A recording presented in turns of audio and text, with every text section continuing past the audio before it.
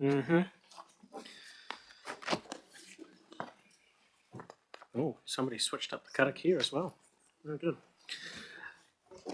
Manawa mai te Māori nuku, manawa mai te Māori rangi, he manawa nui, he manawa tahi, he manawa ora e, he whakamaua kia tina, hui e, tai ki e. Right. Move to apologies first. I've got you leaving early. Do we need to register as an apology at the moment? Okay. Simon to leave early. I've got Quentin and I've got Gabriel. All those in favour, please say aye. Those opposed, no, you may leave early.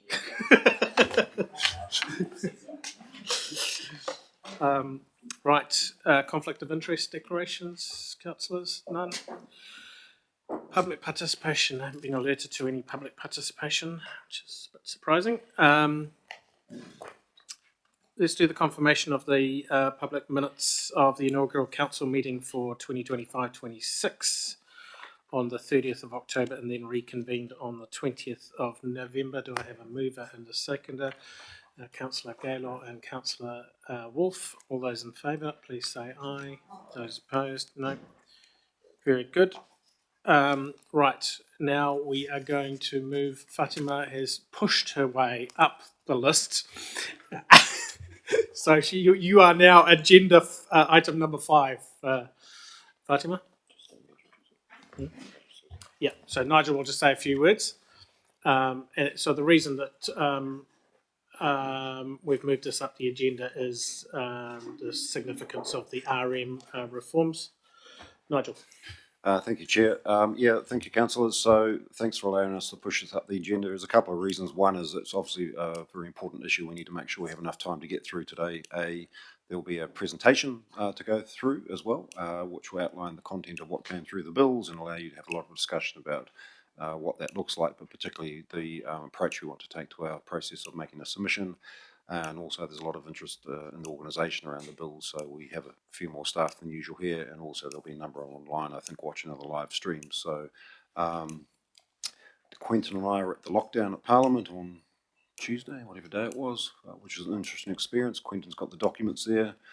Interestingly, there weren't a lot of councils represented, but there were as a broad church of people that did go to that lockdown where all the information was launched, including the actual content of the two bills. Now, that is the first time anyone saw that content, so a lot of what we're doing today is at speed, and I'll thank the team for the mahi done to date to get to this conversation. So I'll hand over to Fatima and team, and we'll take you through the process.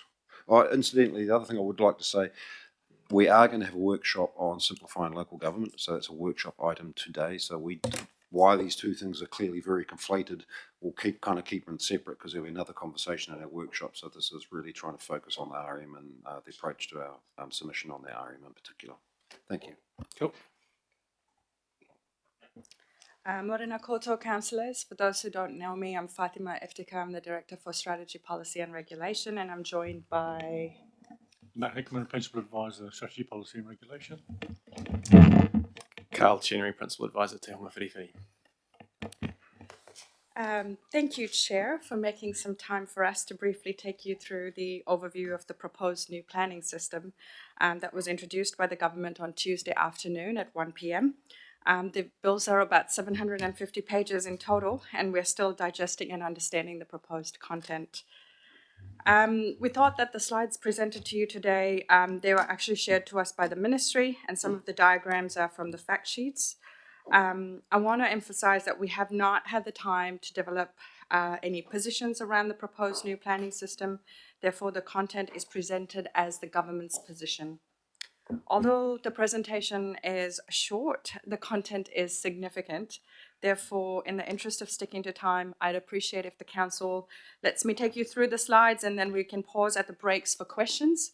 I'm conscious there's a full agenda for today's meeting, so it's just sort of managing your time as well.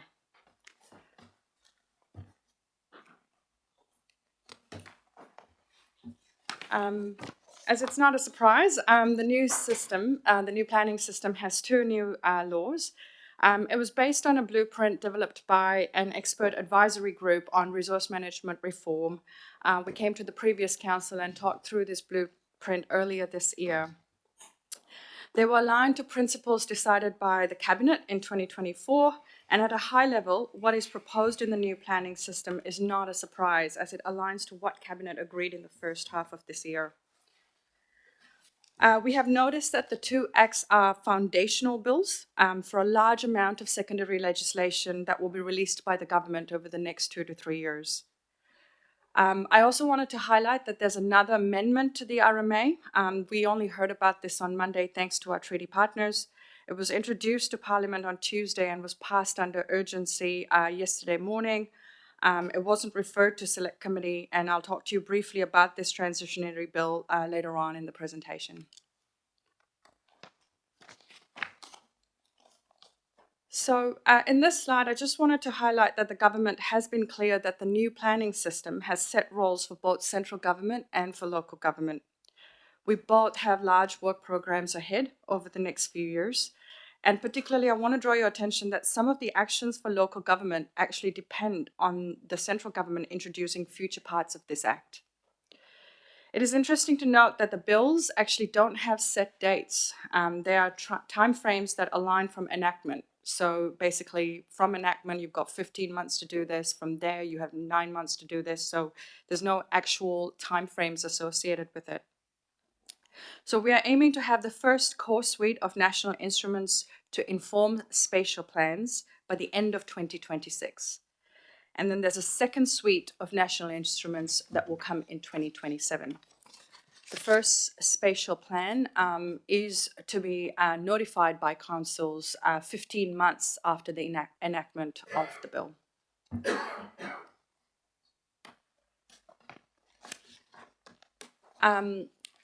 The councils have statutory functions in this new system alongside our mana whenua partners. For councils, we will jointly make and maintain a spatial plan for the region. We have to make and maintain a combined regulatory plan. So regional councils will do the natural environment plan as part of this, and each territorial authority makes a land use plan. We have roles to administer and implement our regulatory plans, including consenting, permitting, monitoring, and enforcing compliance, and regulating and managing effects. And a regional council would also have to set environmental limits for the region and undertake state of the environment monitoring. I thought this timeline was actually really useful. It was developed for us by Simpson Grierson, so a big thank you to them. I have included the years in there just to sort of give us a bit of a time frame. The key thing I wanted to draw your attention to here is that the RMA still applies at least till 2030. So the RMA is being proposed to repeal only sort of at the end of 2030, which means that the functions that we do under the RMA actually still extend. The government will continue its planned stop in place. It will continue sort of any pause on any notification of plans. There's a transitionary consenting regime in place. However, compliance, monitoring, enforcement, key functions that we came and talked to you about at induction a couple of weeks ago, all of this will still continue for the next 5 to 6 years.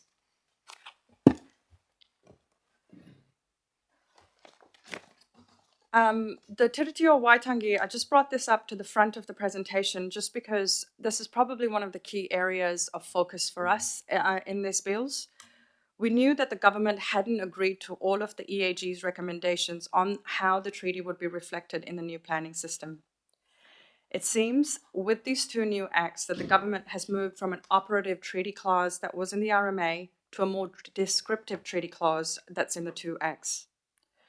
And what they have raised is the Māori interests have been raised to the goals, and they've been reflected in the goals of the Act.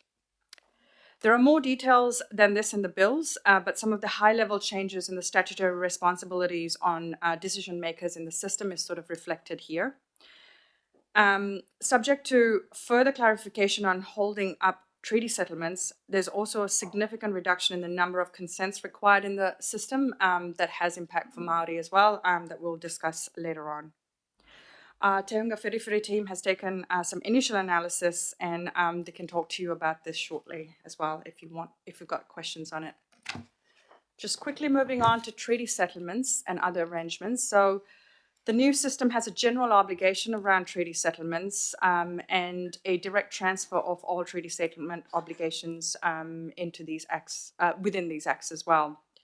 However, the bills have been more specific around settlement obligations. So it says that it will include provisions that address how treaty settlements redress any arrangements with Ngāti Porou, Maka rights and interests as well. So they will include provisions around that.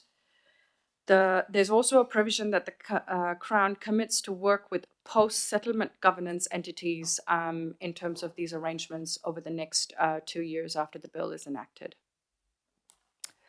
So before I move into the planning system, I can take any questions around that overall sort of general context. Questions? Adam. So, I guess this is more like not really knowing the ins and outs of the current system. How does it differ to what the arrangements are now?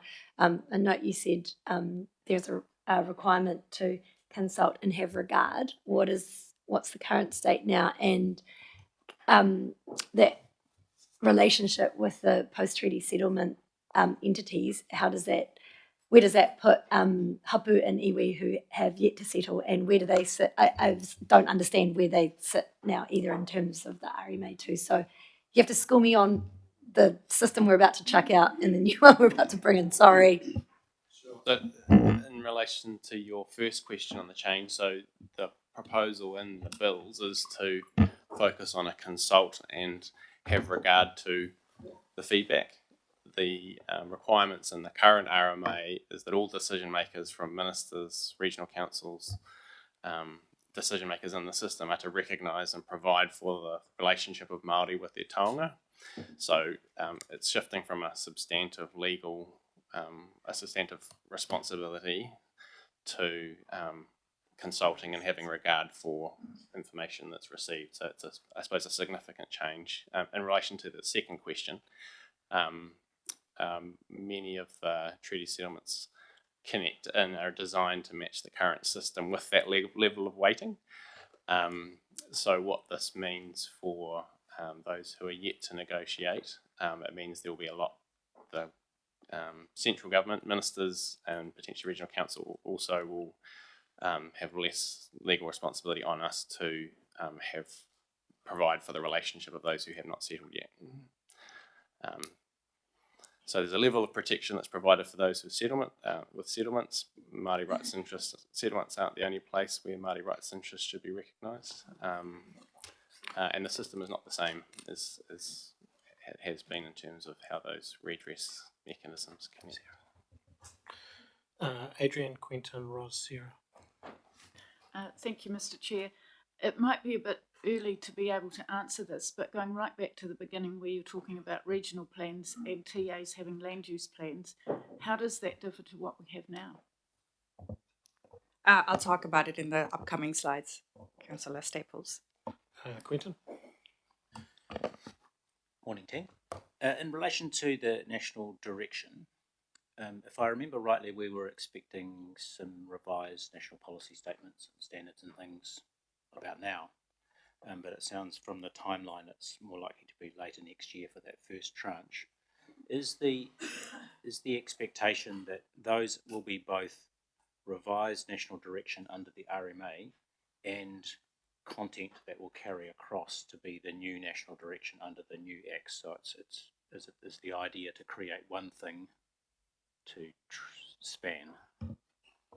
That's a great question, Councillor Duthie. It's both, actually. So we will have national direction that will be released under the RMA. For example, I think the national policy statement for freshwater is still on a trajectory for an exposure draft early next year, along with the finalised NPS around mid-January. And the ministry has indicated that the expectation is that these national direction instruments will be transferred into the new system as well. So there is... basically, from a council perspective, there is worth in us commenting on these exposure drafts because we know that they will be transferred into the new Act.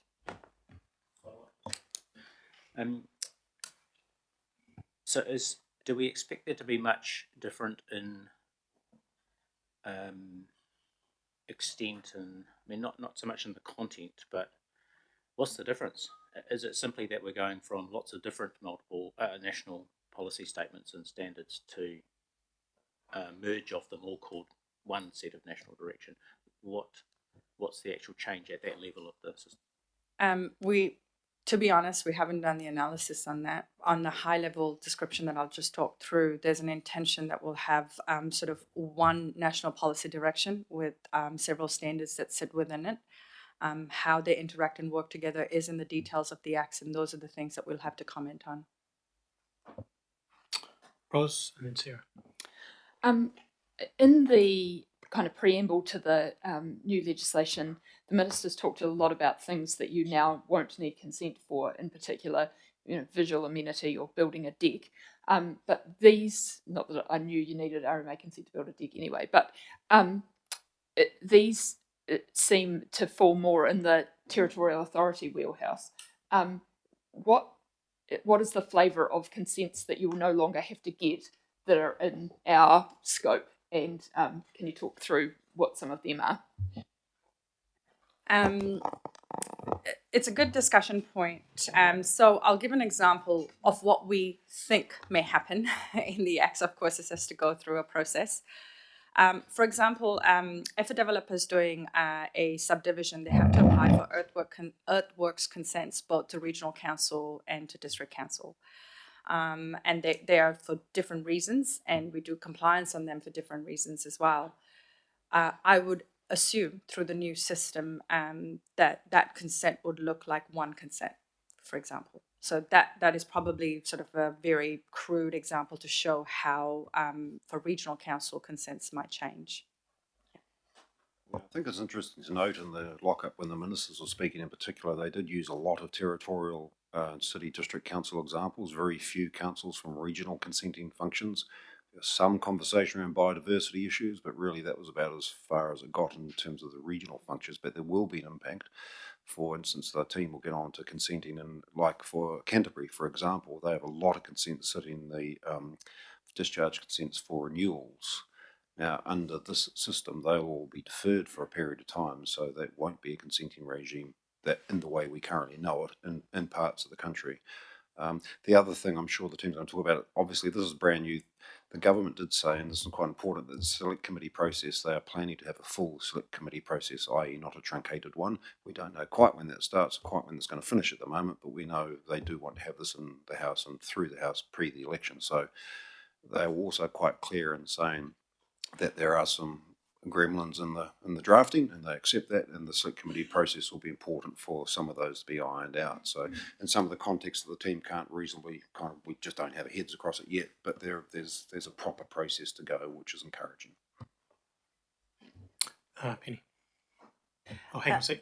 Sarah, then Penny. Yeah, just hopefully a quick one. When it says with the natural planning instruments that the decision makers must have regard to iwi views, what does regard actually mean? It was right at the very end of the previous slide. I suppose there is some case law about what the respective weightings are in terms of giving effect, recognising, provide for, having regard to and taking into account. It is a slight level up from taking into account. We could get some further advice about what that particularly means, but it's not determinative on the decision about what you do as a result. But you would expect to see some reflection of that opinion from iwi in the outcome. Would that be? At the discretion of the decision makers, yeah. Thank you. Penny? Thank you. So will this change, something that's come into a district plan of a TA, will this essentially wipe that out, that you won't have to do the consents that are in the current district plans? In the diagram I showed on Simpson Grierson's sort of timeline, I think it's important to recognise that not only does the regional plan and consenting continue? Our district plan and consenting will continue in the current RMA as well. So we will see consents in the district plan being issued or being considered as part of this for the next 5 or 6 years. There are some transitionary consenting provisions that have come through, and I'll talk through that. But in general, the district plan and consenting regime will remain in place till the RMA is repealed by the government. Gabriel? Could you please just confirm that in terms of taking into account the principles of Te Tiriti, has that been removed in this proposed reform? Yes. There are different ways that the government's proposing in the system to reflect Māori interests, but they are all, with the exception of the significant sites, which forms part of the current RMA, most of the provisions are procedural. So you consult and you have regard to the view rather than, there's quite significant case law about taking into account that it's both of those things. You follow a process in terms of engaging with those views and with those positions, and then there are specific things you do when you're making those decisions as well. So that is removed from the current system. Shamia? Kia ora, thank you for that. Just noting that the impact on Māori is going to be quite significant with the proposal as it is. And in fact on settled, I would say on settled iwi as well. So yeah, it's quite restrictive in terms of what they're narrowing it down to. So my question is more around, are we communicating with our mana whenua partners about these changes and working with them? That's the first question. And, just around also, planning for consents in their takiwā, but also responding to this and how we are going to move forward together in partnership, that sort of stuff. Yeah, I think at an officers level, Ngāti Tō hosted a hui the week Friday before last, where discussions in terms of sharing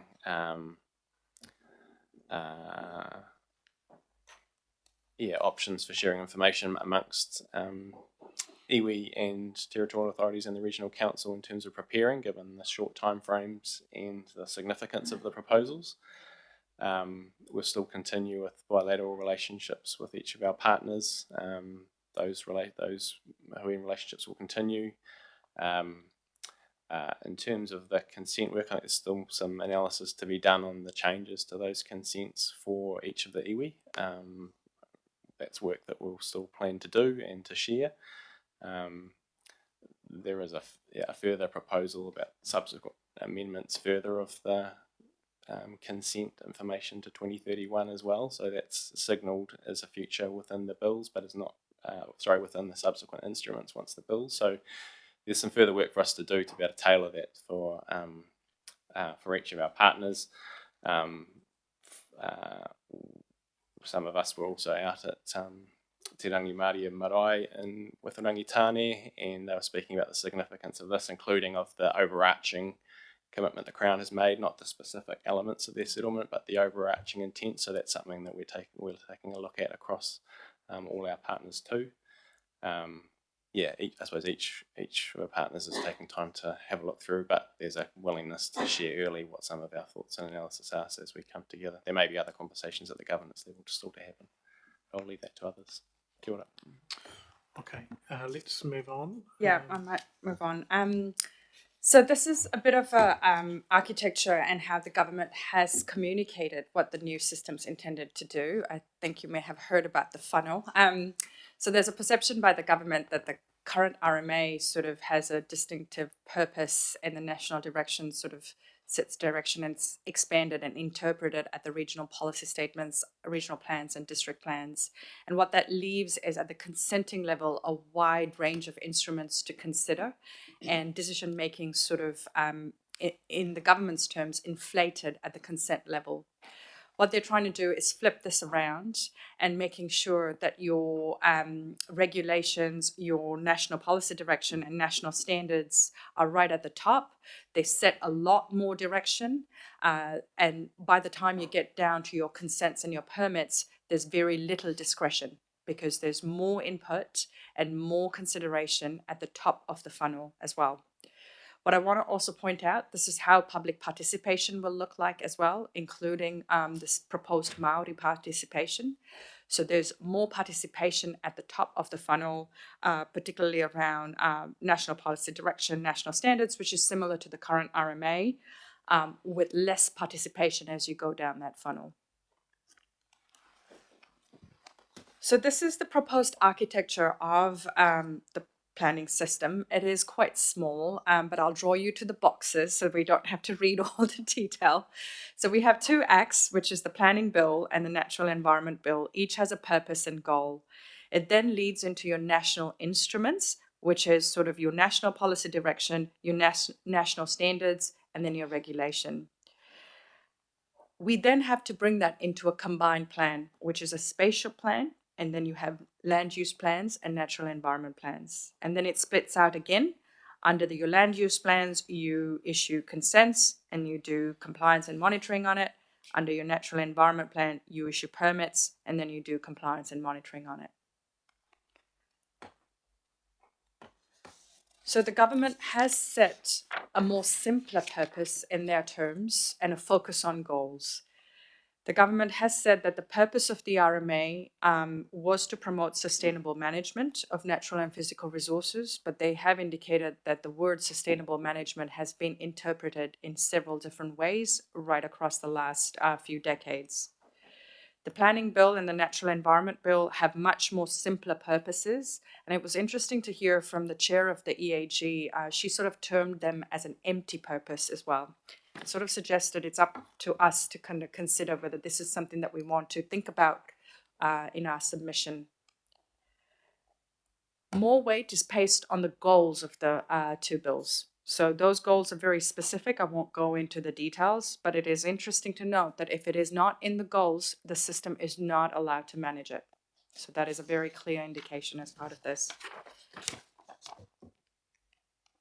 Moving on to that next box, we now have sort of the national planning direction. So the national instruments in the new system will take a different approach. The government intends them to be simpler, clearer, and more standardized. We've really struggled to kind of look at the connecting pieces at the moment. So, we would welcome a more simpler arrangement, but detail. So we will have a national planning direction under the Planning Act and a national planning direction under the National Environment Act. It sets out what the government expects councils to do to achieve the goals of the bill. The national standards will implement the national policy direction, and it provides the detailed requirements, the technical details, and the methods for councils to then develop and make your plans. Just giving you an example below on the potential standard around standardized zones. So you can see that, we might get more direction on what a medium density zone is, what's an industrial zone is, and have to really consider these in your spatial plan. This is what the regional combined plan will look like. So we have a regional spatial plan, and this, all councils are responsible for this. We have to come together to do this, and it is to provide strategic direction for growth and infrastructure and enable strategic integration of decision-making between the two acts. We then have the Natural Environment Plan, and this will be prepared by regional councils and unitary councils, and it is to regulate the use and protection of natural resources. Each of the territorial authorities will do a land use plan. This will be done by district and councils and unitary councils, and it is to regulate the use of the development of land, so particularly around land use. Just to show that the regional spatial plan, we have to set up a joint spatial committee as a region to enable this plan. It's on us to think about what our process on agreement there is. Our councils would be able to appoint iwi representatives on the spatial plan committee. Central government may choose to be represented on the committee, and the committee will be supported by a secretariat of technical experts across the councils and potentially central government as well. I think the key thing to note is the bill proposes that the first regional spatial plans will be notified within 15 months of the bill's been enacted. So if we sort of presume a mid-June sort of a bill enactment, we might be looking at the end of 2027. And then there's a panel process, a hearings process that goes through that is truncated to 6 months. And bills, the spatial planning, the spatial plan for each region needs to be notified by mid-2028. Sorry, decided on by mid-2028. I'll quickly cover how consents have been represented. So just going down below that from a plan to now kind of consents permits. So we're going from 6 categories to 4 categories of consenting. And in this new system, less than minor effects will generally not be controlled at all. The bar is being lifted so that only effects that have larger impacts will be regulated. Unless upheld in treaty settlements, iwi and hapu will only be notified of consents if adverse effects are more than minor, and or if they're an affected party. Public notification of consents will also be quite limited to more than minor effects, and it's only open to people who live in that district or region. That is what's being proposed. Lastly, on compliance and enforcement, our quick analysis shows that it has been strengthened in this new system. So regional councils are actually expected to have a compliance and enforcement strategy. We also have more enforcement tools available to us. We will be able to do enforceable undertakings. Not that we're going to do all these things, but I just thought I'll cover it. Enforceable undertakings. There's also the option to use adverse publicity orders, which is a court order requiring the offender to publicly disclose their breach. And there's also higher financial penalties that have been raised from the last RMA amendment bill, where individuals can be fined up to $1 million, companies up to $10 million, or 3 times the commercial gain from the breach. There has been chat about this particular topic, and the government has commented that it's taking advice on whether to establish a national compliance and enforcement regulator with a regional presence. But they have indicated that this would be established through a separate legislative process, and it is not proposed through this legislation. So these functions will remain with the councils.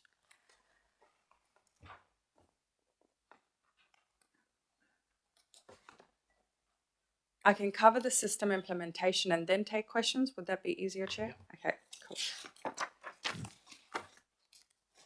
The core of this system is the right to use and enjoy property. I think that has been well covered by the government, so I won't cover that in detail here. There will be environment limits in this new system. Oh, sorry, put that there.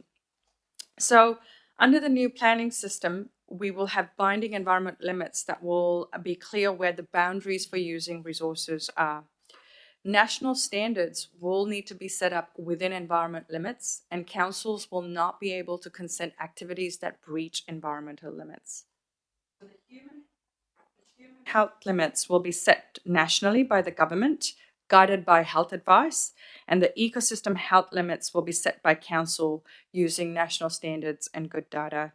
So these are expected to cover air, fresh water, coastal water, land and soils, and indigenous biodiversity.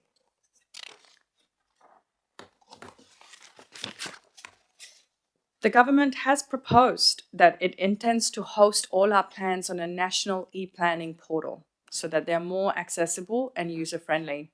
The idea is that this portal will also have e-consenting capabilities and the use of AI to think about basic consent decisions and things like that will be automated.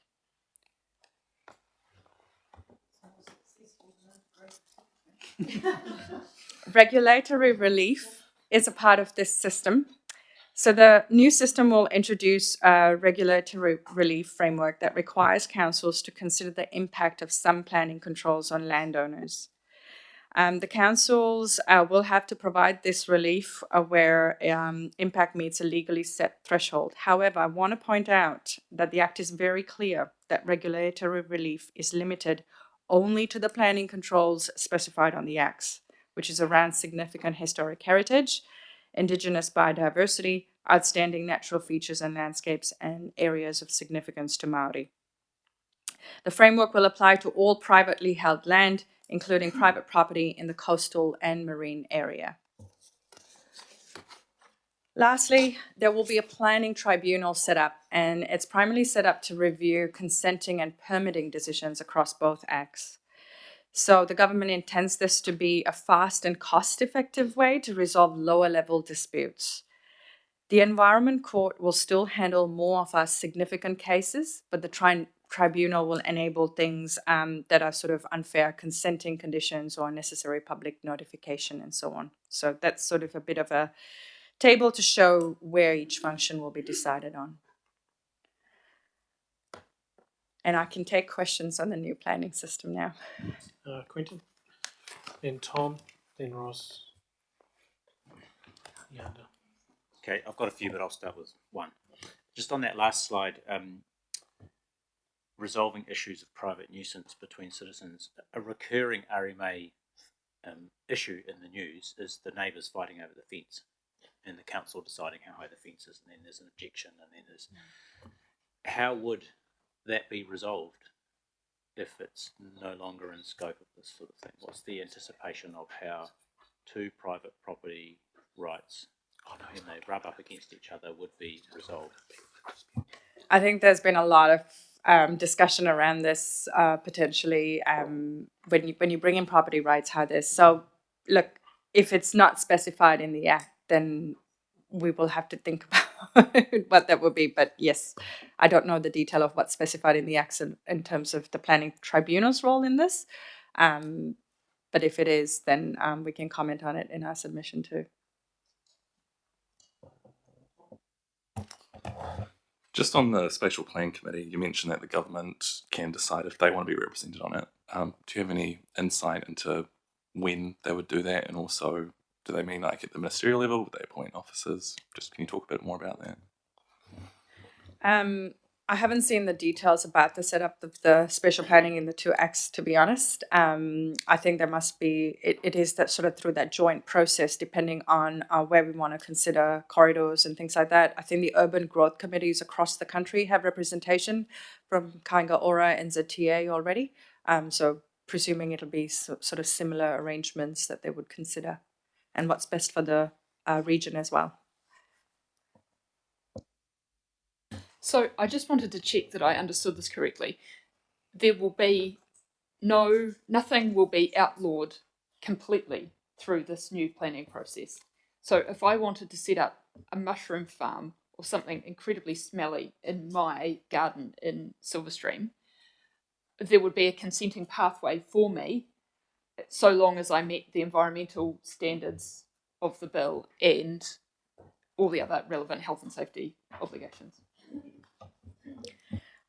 So again, it sort of comes through the goals of the Act, how that's sort of reflected in the combined plan under the Natural Environment Plan, particularly when we are thinking some of those impacts that would have come through the national direction that we have to consider.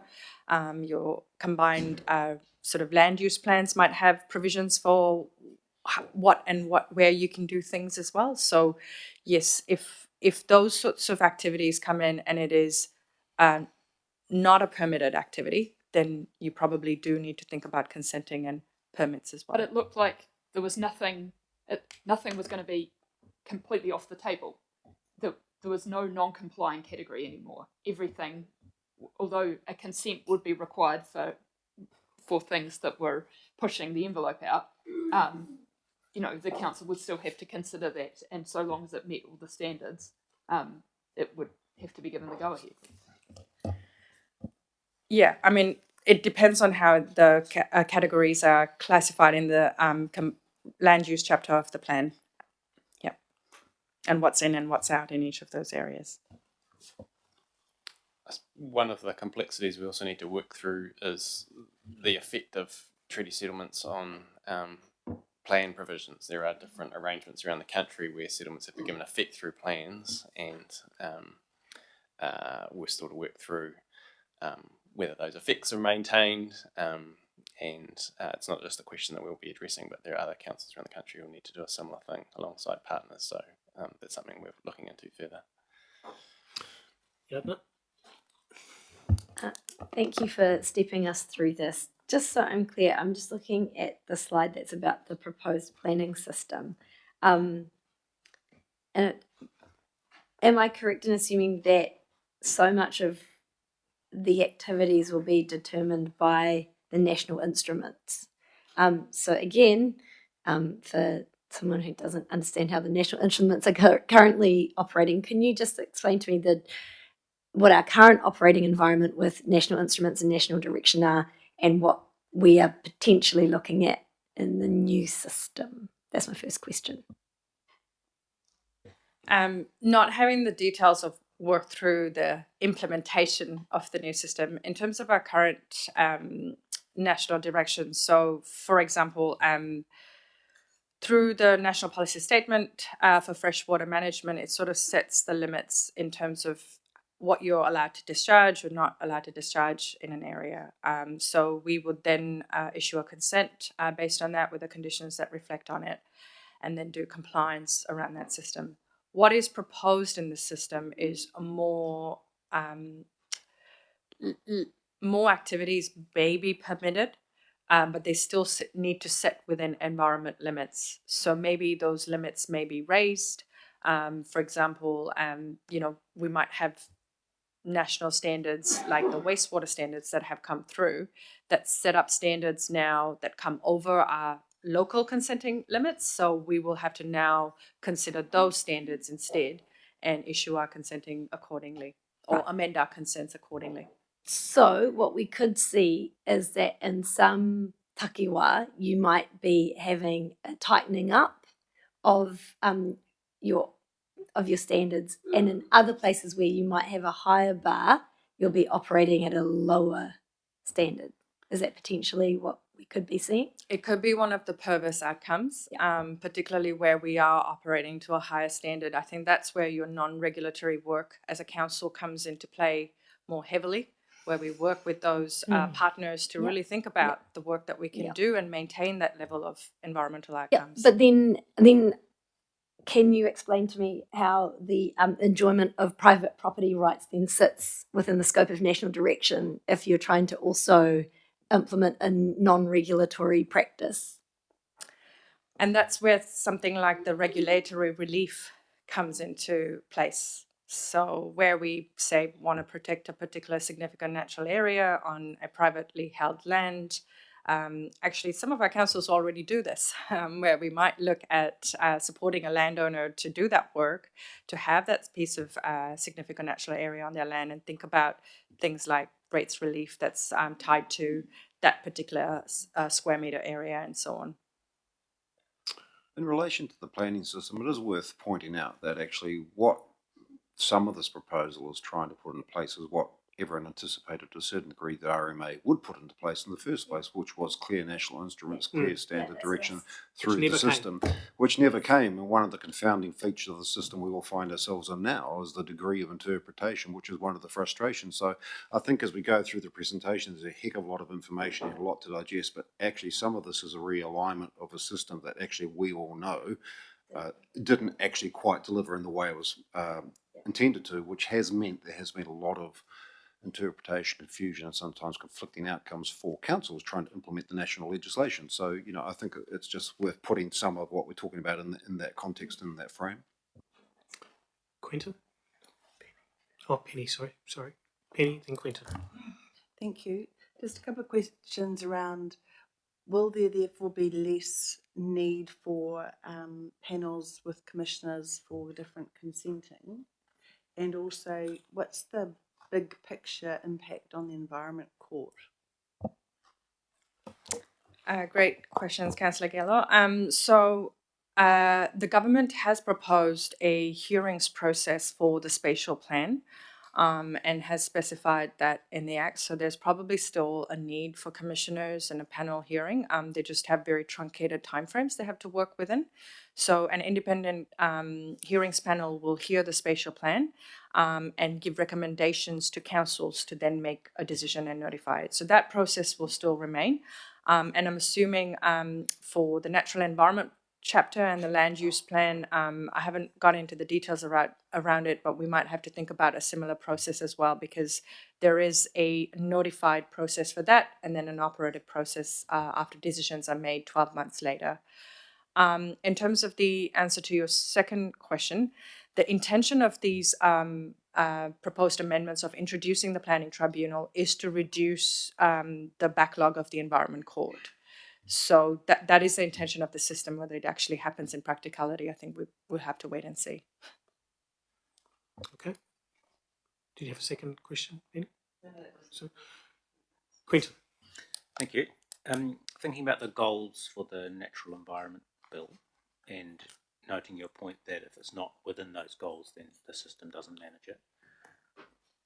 What are some of the things that we currently manage under our responsibility of resource consenting that will no longer be managed? Or is actually there quite a big overlap? To be honest, I have not done that analysis, Councillor Duthie, but that's a good one for us to take back when we are thinking about our submission as well, just to understand our current jurisdictions under the RMA and whether there's any changes with those goals. Since you dodged that question, I'll go for another one. So thinking about environmental limits, which are a good thing, because it's good to have clarity on these things, and they've often been a difficult aspect of the RMA to actually implement. What do we understand would happen if, let's use an example, so Silverstream, under the spatial plan, Silverstream is declared a mushroom farming area, and because that's positive, enabling development and so on.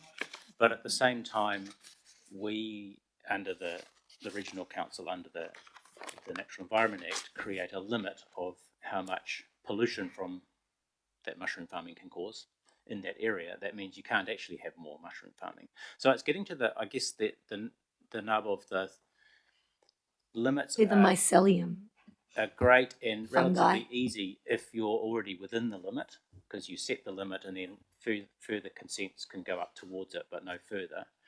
But a lot of our environment is already beyond limits. So how will this, I guess there's two questions there. How will the spatial planning aspect, which will enable things to happen, interact with limits which might not enable them to happen? And isn't that a clash of goals? And then secondly, how will the limits regime handle clawback, handle the fact that we're over-allocated limits and we therefore are stuck or need to draw it back?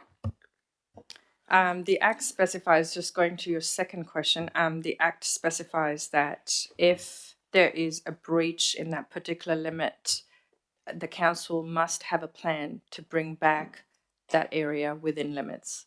So if you're thinking about air quality or pollution, if the mushroom farm has been enabled to pollute in that sort of sense, we have to then look at what else needs to be reduced to sort of meet that limit for that area.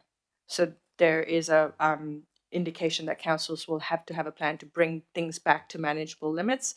There is an exception actually to that rule as well, where there is discretion on certain activities around that. So we can comment around that too.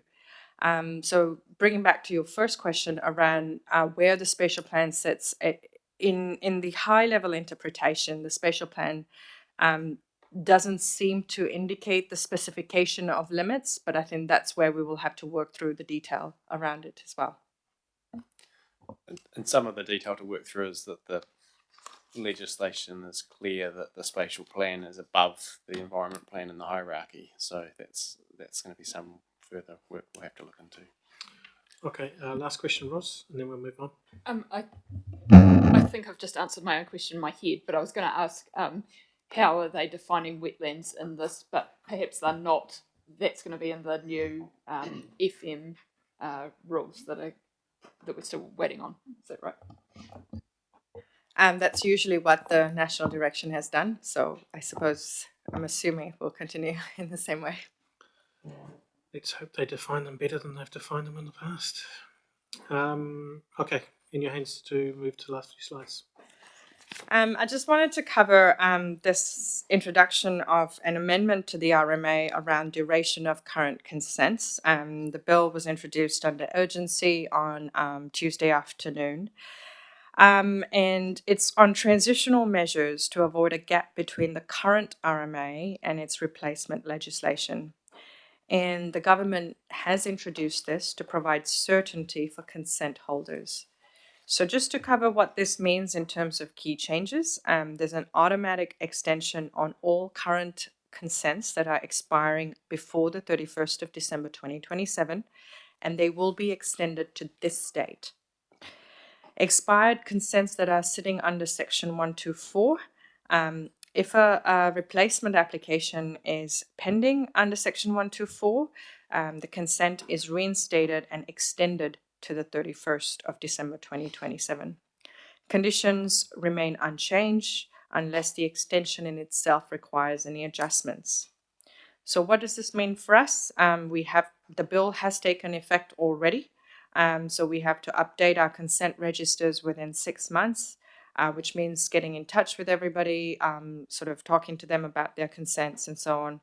And we will have to continue process any pending replacement applications.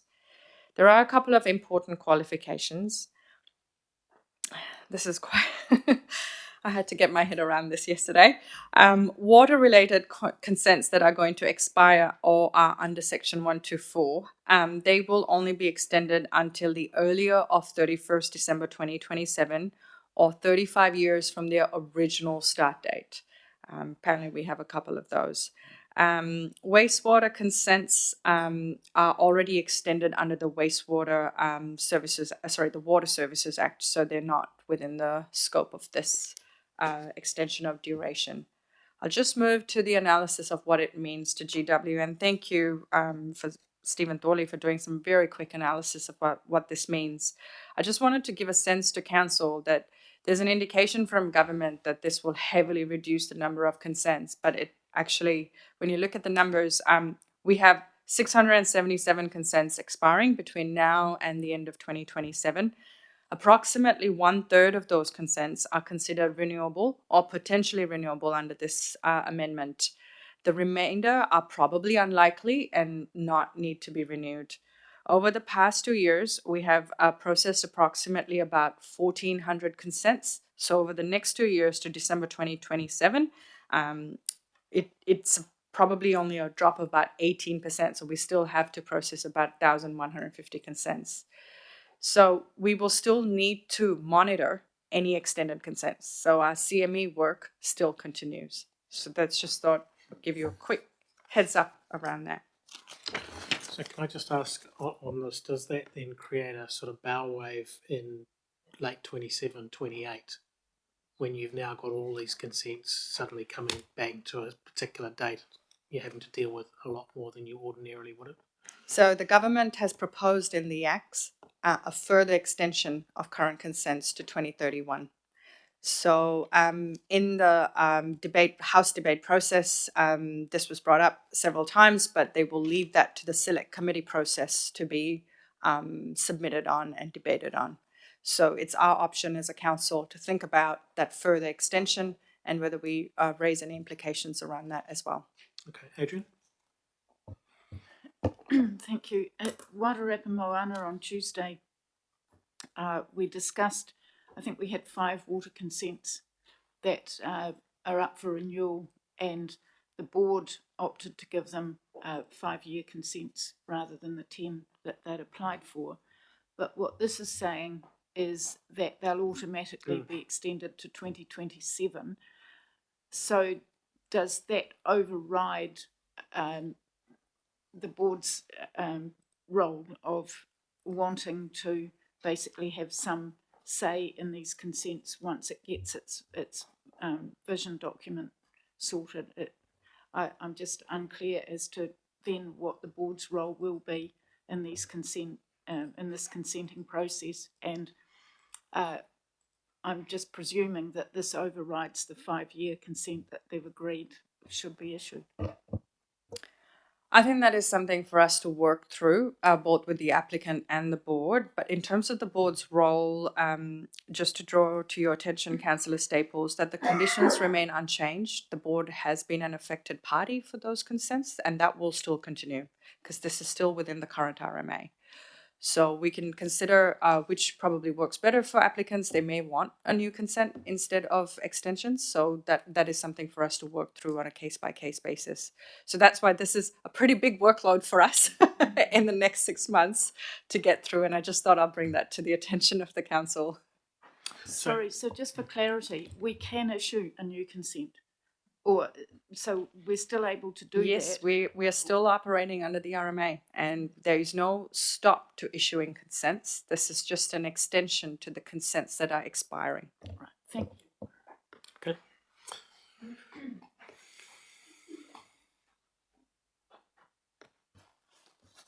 Moving on to next steps. We actually originally had this item to talk to you about the submission, but I just thought I would cover sort of next steps.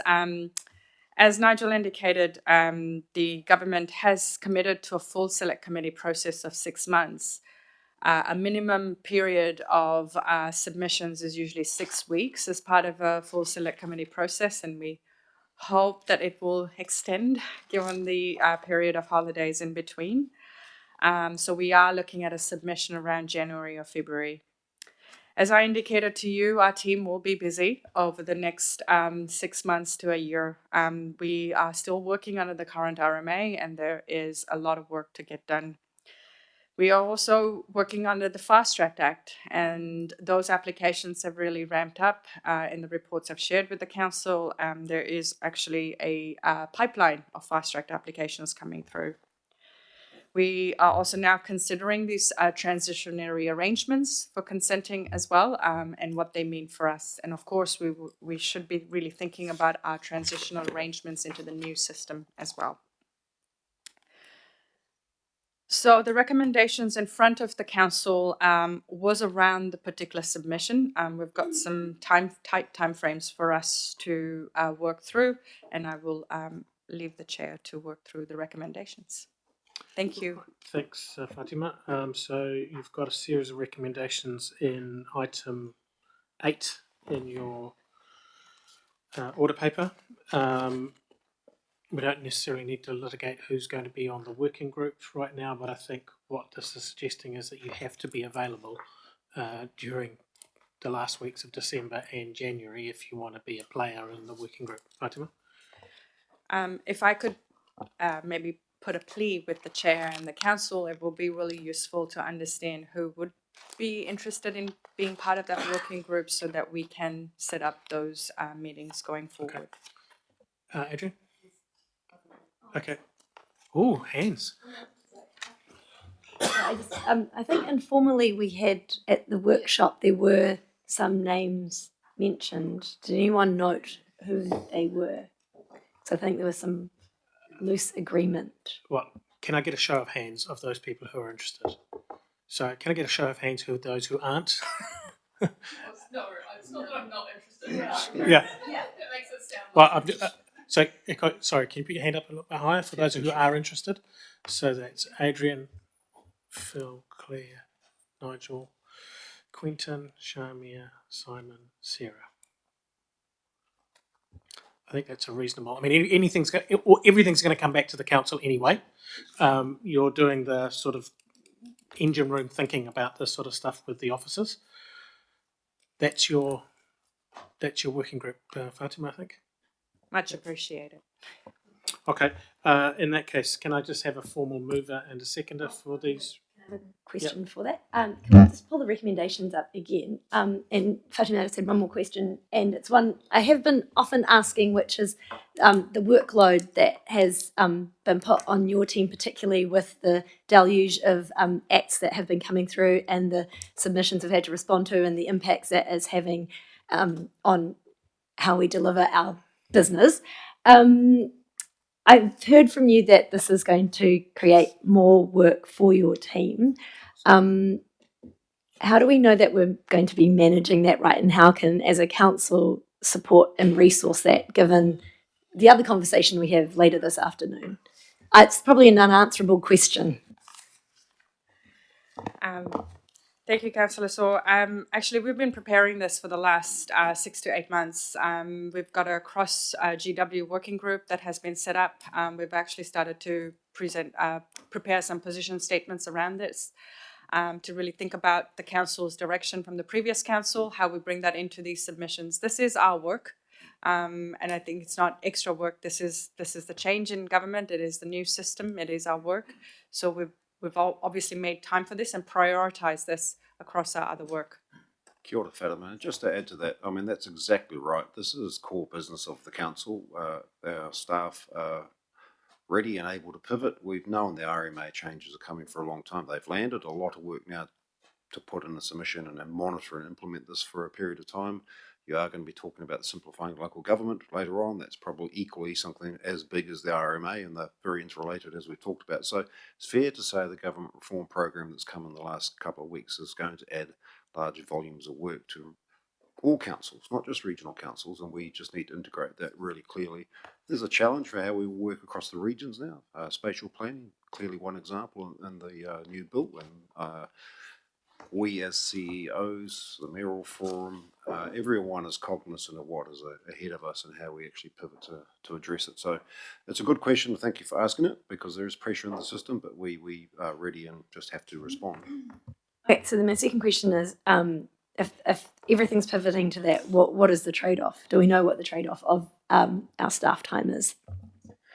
I think the government, for example, there is a planned stop in place. So they don't apply to our current instruments that are in train at the moment, but I think that is a good conversation for us to come and have with this council in the new year as well, about the choices across those instruments and the effort that we have to put for those instruments. There are some functions that need to continue, that are sort of our legislative obligations around CME, around consenting, around enforcement, but there are some choices we can make in other places.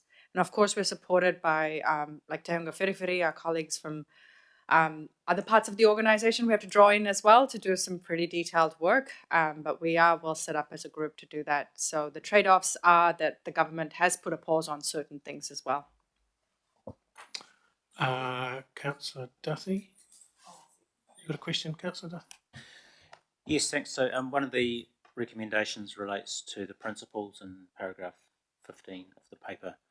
And I'm wondering if there's one missing, which is around the input that regional council can provide to the submission process and hearings process and so on, select committee, about the cost and practical implications of what's proposed.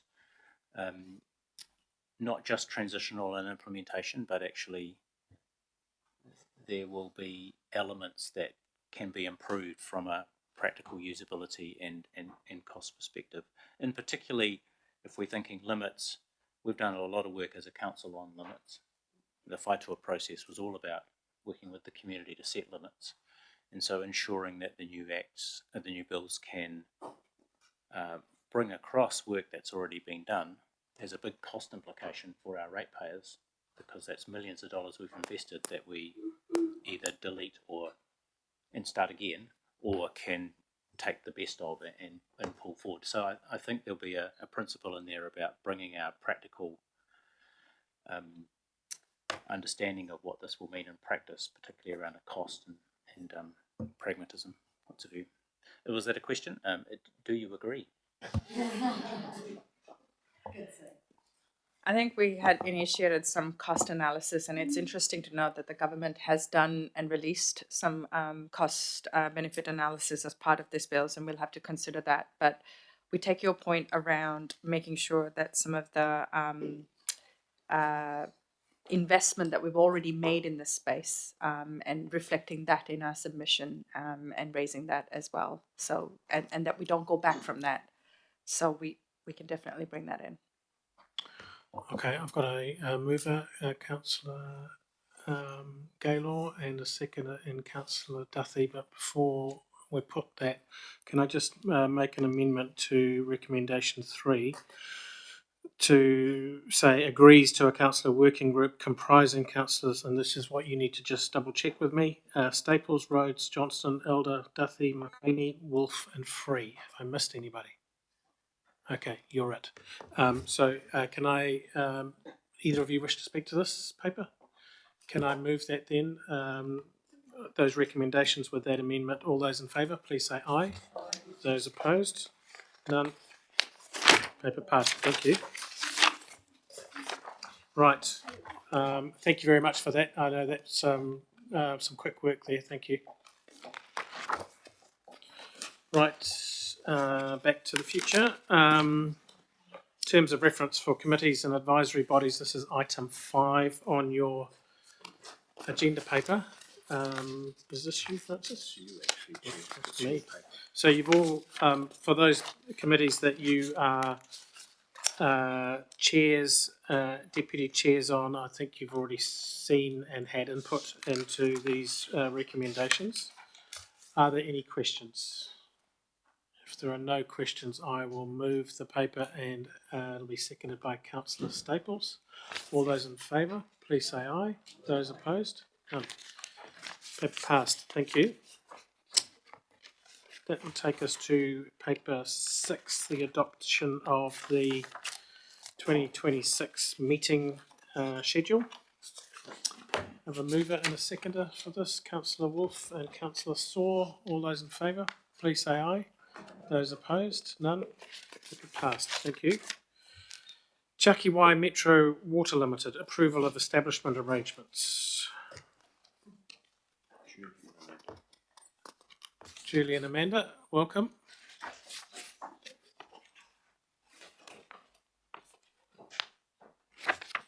Or in your hands.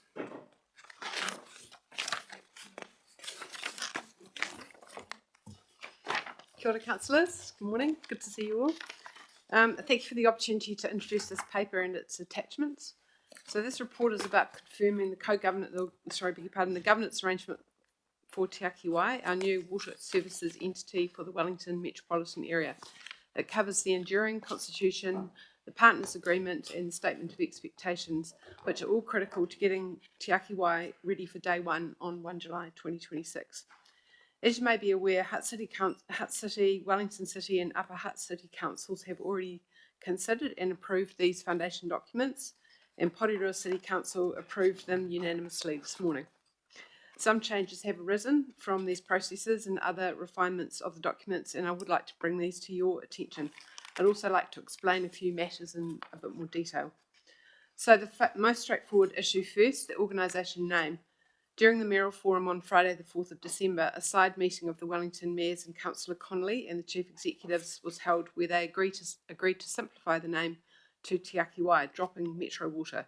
This change will flow through the Constitution, the Partners Agreement, and the company's office registration. It will be reflected in all communications from now on, with the website to be updated. Second, the Partners Agreement. The paper notes a number of changes from the term sheet that councils last saw in the previous triennium. There are some further changes to run through today. There is the option, but no requirement, to have an independent chair. There's now general agreement that all references be removed to unanimous decision-making for appointing or removing an independent chairperson. The chair will still be independent and non-voting, but appointment processes are now more practical. The Partners Committee may appoint an independent chair for a fixed term rather than indefinitely, which is what was in there before. As you have seen in the paper, the voting model has shifted from unanimity to 66.6% majority, plus a majority of Partners Committee representatives for special resolutions. This will make decision-making more efficient. It also takes account of the different shares of the votes, with Wellington City having 3 votes, Hutt City having 2, and all other partners, including GW, having 1 each. This applies specifically to partner reserved matters, which include significant governance decisions such as adopting or amending the statement of expectations, appointing or removing directors, amending the board's skills matrix, and any changes to the partners agreement or the constitution. For all other decisions, it's a simple majority applies. Wording has been added to ensure the number of directors is actively maintained above the minimum set in the Constitution. The board's skills matrix has been strengthened and given more flexibility, so it will now be reviewed whenever directors are appointed and aligned with the relevant statement of expectations. So thirdly, the statement of expectations. You'll note that the SOE now has a clearer structure covering establishment, transitional and enduring expectations, with stronger emphasis on governance, environmental stewardship and customer engagement. There were a number of comments on the draft received from the directors and several changes as a result, and you saw the copy of the draft that I circulated to you. There is now a clear requirement for Te Ake Wai to develop a financial hardship policy, ensuring equitable access to essential water services. It's now clarified that Te Ake Wai will build its own finance and payroll capability through the Technology Systems Improvement Program, while continuing to use Wellington City Council's hosted arrangements in the interim. Generally, councils are looking for Te Ake Wai to be reliant on City Council systems and services for no longer than 24 months after going operational, and preferably shorter. The enduring expectations have been made more definitive, and the environmental outcomes will be updated to be more categorical. That is, phrases like as far as reasonably practical and wherever possible will be removed. While this initial SOE places a significant emphasis on establishment and transition phases, it includes the expectation that Te Ake Wai works progressively from the start towards satisfying the enduring expectations. A specific piece of work in the early years will be to develop reporting baselines for all expectations. The board is keen to move towards harmonisation as soon as possible, rather than waiting until 2031. Harmonisation is where the same price is charged to water users across the metro area and investment is not constrained by city boundaries. Because water meters will not be available as a basis for charging until 2031, the board will have to produce a water services strategy that provides a basis for harmonised charging for the region. With a 1 July 2027 timeframe being considered, work on a new water services strategy would have to start from the second half of 2026. So harmonised charging needs to be modelled with a range of scenarios to show the implications for pricing for water users. And Te Ake Wai would need to consult on this with councils, mana whenua and the public. From a Greater Wellington perspective, harmonisation will allow Te Ake Wai to address areas where the organisation does not comply with consents and other regulatory requirements, and where there is the highest risk, particularly wastewater treatment plant failures, earlier than otherwise possible. In general, the SOE is aspirational but needs to allow some tolerance for Te Ake Wai, given they will be taking on significant debt, a number of risks and deferred maintenance issues. Progress will be gradual, but the direction of travel is clear: compliance, better environmental outcomes and improved resilience. So the next steps from here are approval of these documents will enable the Partners Committee to meet on the 18th of December to finalise and issue the Statement of Expectations to Te Ake Wai's board before year end. And that's the closure of my comments. I'm happy to take any questions, but also want to ask Councillor Connolly if you might want to add anything. So it's been a long time in the making, this piece of work. Initially we were doing the work under Labour's Three Waters policy, and then we had to up our game when the new government came in. But the decisions are starting to be shaped up, and the documents in front of you are a result of lengthy negotiations with our other council partners. I feel like people might be inclined to see things that they don't like in the document and raise those as areas for improvement, and obviously by all means do that. But any tweaks to the documents will need to go back and be renegotiated by all the partners, and so think about the scale of the impact before you put forward, I guess, small changes today. I think this is really only an opportunity to pull the handbrake or to raise game-changing issues that are going to change the future of where we're going, and this is probably the last chance to do that. Every time we've had documents come to us before, there's been another step in the process, but really this is where the process ends. From this point, we're locked in, the documents are signed, and we'll be handing over our assets on day one, and our debt, may I add. I just wanted to raise some of the good things that we've safeguarded in these documents. As I say, it has been a product of negotiation with with all the councils, but we have safeguarded te tiriti to the best of our ability, and te mana o te wai is mentioned explicitly in the Statement of Expectations. There's good consumer charter and support for customers who are struggling financially. Stormwater now has its own mention of how we're going to manage that, as does planning for growth. Health and safety is foremost, and there's reference to the Whaitua documents through a last save by myself at the 11th hour. So there are really good things that are safeguarded in these documents, although I'm sure you'll find things that you think could be expressed differently or done better, and I have no doubt that they could be, but just bear in mind the process that we've got to in order to get here. I just wanted to touch on the reasons that we're going through the water reform, and they are mostly that there's been significant underinvestment in water, and which has led to declining service levels and a large bill to fix that problem. Separation of balance sheets, which would free council up to borrow more on other priorities, e.g. Riverlink, and professional directors and the balance sheet separation, which would allow more borrowing at a favourable interest rate. But I did just want to say that a couple of those rationales for the water reform have been called into question. Standard & Poor's analysis says, and this is a quote, WCCOs may deliver more professional water services, but are unlikely to increase investment and public sector leverage, which may ultimately affect the credit profile of their council parent entities. So I guess the jury is still out on whether those outcomes will in fact be delivered by this set of reforms. So it's up to us now to decide today whether this is the direction that we still want to go in. I believe it is. I think it's the first step in the councils working together, and as we've moved into local government reform, the sense behind this has become clearer.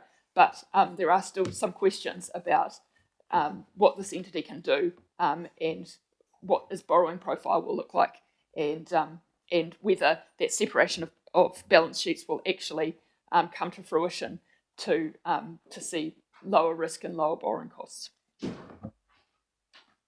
Okay. Questions, councillors? Councillor Free? Yeah, I'm just curious, obviously, as a new councillor, as to why I have heard discussion about Greater Wellington actually not staying in Te Aku Wai. Is it possible to provide a very brief explanation as to why that's under consideration? Happy to speak on that, though I would be speaking on behalf of the previous council.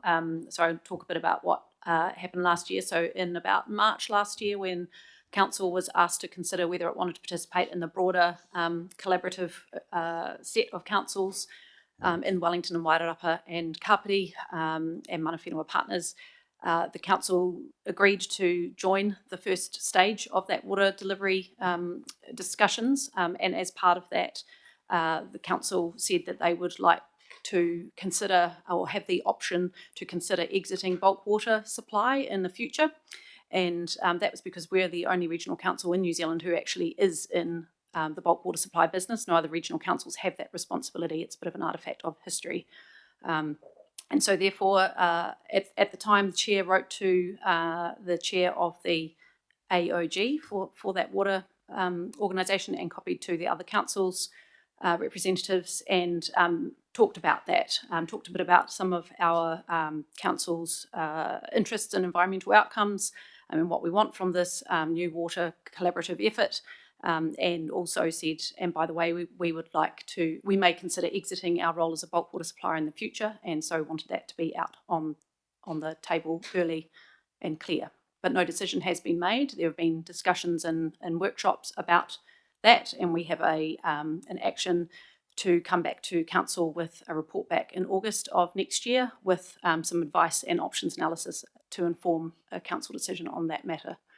The chair may wish to add extra to that. I think that the reality in the last few weeks is that the whole issue is now entirely academic. If the regional council gets wound into a unitary authority, we're a different beast, and we just won't even end up having this conversation. So the nub of the issue here was, if we stay in, our assets are gone. They're off our spreadsheets. We don't have those assets anymore. We have two mechanisms by which, through the partner committee, that we can influence the new organisation: the SOI document and the appointment of directors. That's it. There's no more than that. There's no other levers to pull and what have you. And then on the other hand, we've got our regulatory function as an RMA organisation. And the question I think that we were considering was how significant those two levers that we have on the partner committee going to actually be versus our regulatory function. Now, we can't answer that yet, but we might be able to answer that in a year or 2 years' time. By then, local government reform will probably have caught up with us and cast this whole thing aside. Quentin.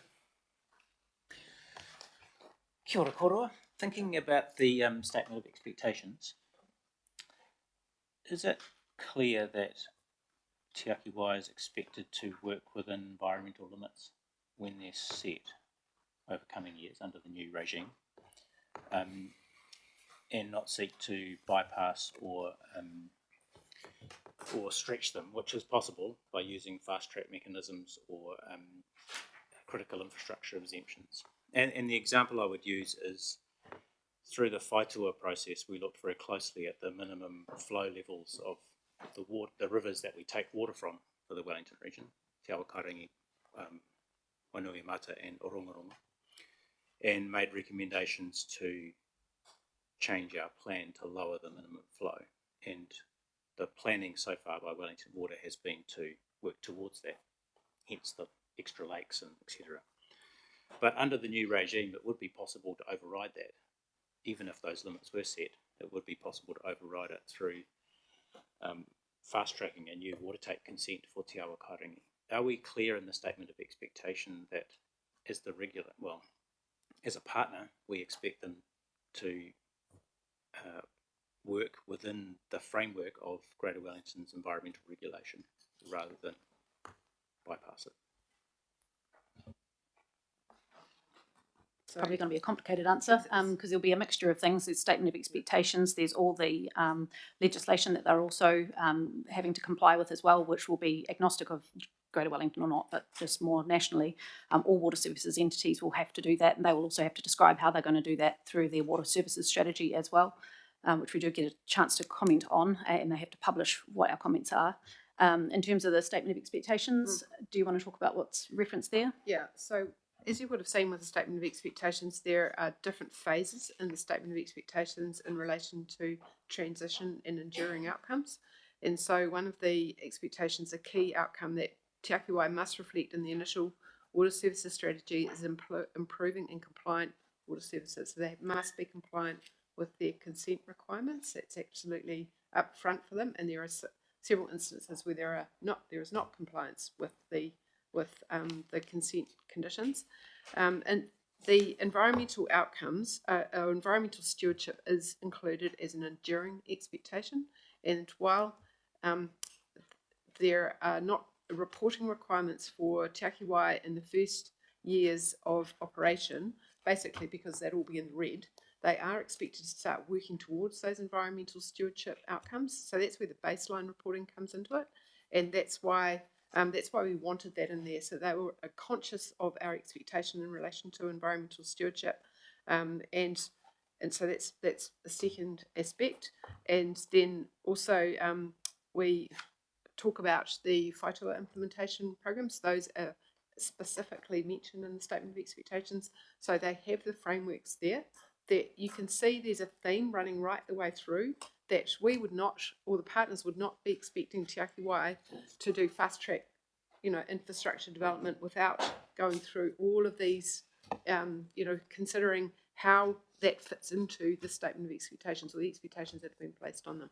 So I wouldn't say they would never do it, but there's quite a high bar for Te Ake Wai to cross before they work in that way to basically work around those types of requirements. Okay, further questions? Julie, you can move on. Okay. All good. In that case, we've got sorry, can I just ask, in the recommendations, we've got Te Aki Wai Metro Water Limited, so does the Metro Water words, they just disappear? Yep. Yes. Okay. So we don't need to do that particularly. Okay, do I have a mover and a question? Sorry. Yes. The independent chair role, so it's something councillors have discussed in the past, and at the moment, whichever bit of it, the constitution, I think it is, the partners agreement has gone down the track of having one. Can you explain why? Because it comes with an additional cost that could be spent on fixing a pipe. So why does this need an independent chair for the partners board? Excellent question. It has come about as a result of working in partnership with our fellow councils, and that is something that other councils felt might be necessary. There have been multiple discussions and email exchanges about whether or not that is needed, and this is the position that the council representatives who are engaging in the political discussions about this landed on. Very happy if either Councillor Connolly or the chair would like to elaborate, but essentially it's come out of that collaborative process. No, you go. What we did get, to echo Councillor Connolly's, celebrating things that we have managed to shift a little bit, was the suggestion of having it as a fixed term appointment rather than an enduring one, so that at least sort of says, well, if that does happen, and that's something the partners will agree first up at their meeting next week, then it would be for a limited time, and at this stage it's likely to be through till July 2026, and then they'll do a review and see whether that's still necessary or not. Any other questions on that, Quentin? No? Okay. Nigel?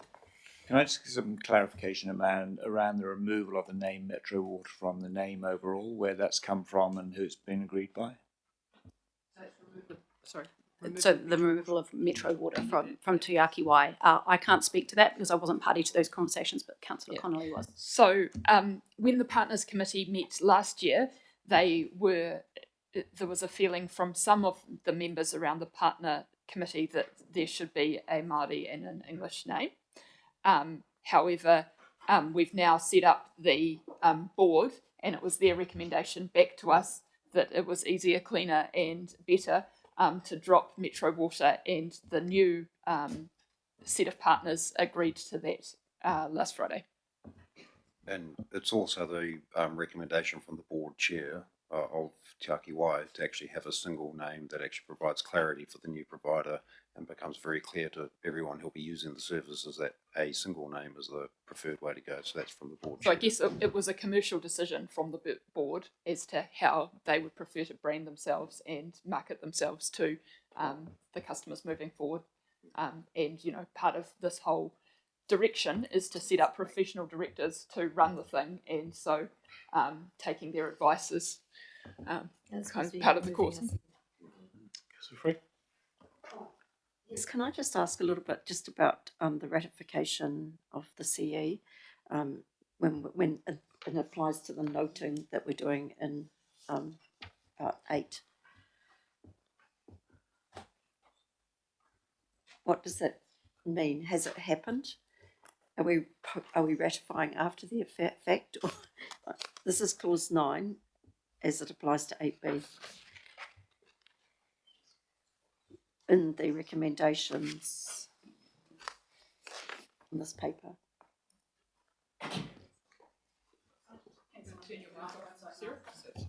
Thank you. Sorry, just patiently waiting my turn.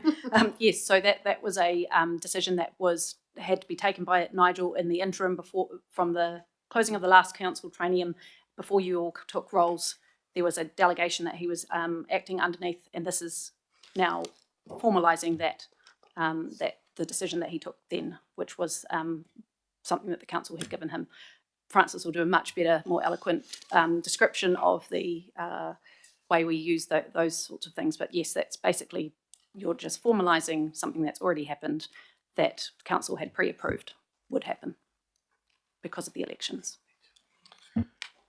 Nigel, Francis is speechless, Jenny, so this doesn't happen very often, I must say. Okay. My apologies for not realising we couldn't have two mics on at once. Right. Councillor Connolly, are you going to move this? Do I have a seconder for this? Okay. Councillor Rhodes, wish to speak to the paper? Oh no, I said enough before, but I do think that this is the right direction, though there are still some risks. How we are loading this entity up with a lot of debt, and that will result in costs for our constituents. As we move to this new structure, the cost will fall on our ratepayers to make up for the infrastructure deficit that we've seen over the last 50 years. So it's good news in terms of establishing a structure that has longevity and will get to the bottom of the situation we're in. But there will be some hard times coming yet, I think, and we need to recognise that for some ratepayers, affording their water bill is going to be a struggle, and that's why we need to be exploring water meters. I mean, I'm not sure if everyone realises, but the harmonisation that the team were talking about essentially means that the new entity can't charge on the basis of rateable value. So it will have to be a fee that applies whether you're in a state house in Nainai or a mansion in Eastbourne. And that is going to have consequences. And it's, it is going to be rough. But we've put in as many safeguards around that as we can. We've got the consumer charter, we've got financial support in place, financial support mechanisms for consumers who are struggling. And I think we need to move to put water meters in as soon as possible so that people actually have control over the water they're using and the bills they receive. But yeah, this is a consequence of financial decisions that have been made, or in some cases not made, over the last 50 years, and we need to move forward in a way that's sustainable and ensures better levels of service and safe drinking water into the future. Bye. Phil? Speak to the no? Anybody else? Claire? Thank you, Roz. That was actually the question I was going to ask, is when we might get some transparency over the costs, when we expect that to happen. And I guess the second part of that question that concerns me is if the costs come off the rates bill from the territorial local authorities, and as I understand it, a minor amount from us, they're working as two separate sort of entities. How's that going to look? Because it sort of, I think it'll look bad, because it sort of concerns me that we keep our rates up, and our rates, like in Whitby, for us, it's $9,000 a year. Is that going to stay at $9,000? And then am I going to get, as predicted by Mayor Baker, another $5,000 bill? Because that's going to get us into a lot of trouble. And I just wondered how good our transparency is going to be. So that's the first comment. And actually, I'll just reflect on Nigel's comment very briefly as well. Within government departments, we have found when there is a Māori name given and no second name, older people in particular really get confused, and then they panic and they don't know who to ring. And I just hope to goodness we've got some really good, clear communication that has the big word water when you're in trouble, because that will inevitably become a minor but major problem if you're 80 years old and you've got a water leak. Okay, thanks, Claire. I've got Sarah Quinton, I think, and then Yabu. No, so because we're in debate now. Oh, yes, sorry. Are you off, Simon? Okay, ka kite. Yeah. Well, when I was a city councillor, I was one of the 2 or 3 that actually opposed this reform. And I'm in a difficult position now, being on a different council where it may look slightly, the perspective might be slightly different as to the pros and cons of this arrangement. But I am minded to use either the abstain or no for part of this, because I don't personally believe this is necessarily going to save us money. It might, but as Councillor Connolly has said, there's still a whole lot of unknowns. However, we are a long way down the track, so I'm probably more likely to use an abstain than a no. And it has improved in some aspects from the proposal that we started with, and I'm particularly pleased to see, for example, the customer charter has to be in place, and that will include provision for people to actually make direct complaints to the new authority, because one of the things that concerned me the most was the muddle that we've had trying to sort out people complaining to a council when really it's a Wellington water problem. It's really hard to untangle that interface, that complex interface between people who, customers, residents think an entity is responsible, but actually that responsibility is being transferred elsewhere. And if anything, I can only see that getting more complicated with a bigger entity. So, but I note that they're going to move. I really approve of the fact that they're going to move to manage their own interface with customers. And hopefully there are some other good things in there too that have made this proposal better than it was. But I still intend to abstain on points 1, 2, 4 and 5. And we'll vote for the things that put our people in positions where they may still have some say. Okay, thanks, Councillor Free. Councillor Duffy. Kia ora. I've supported this reform from the beginning, with a degree of uncertainty and nervousness around the implications for the environment, in part because it's been unclear to me. The premise of the reform is Greater Wellington as the environmental regulator, and if that holds true and we can successfully regulate the environment, then all will be well. However, the fast track legislation and lots of change going on does create a degree of uncertainty as to whether Greater Wellington's environmental regulation will be adequate to ensure that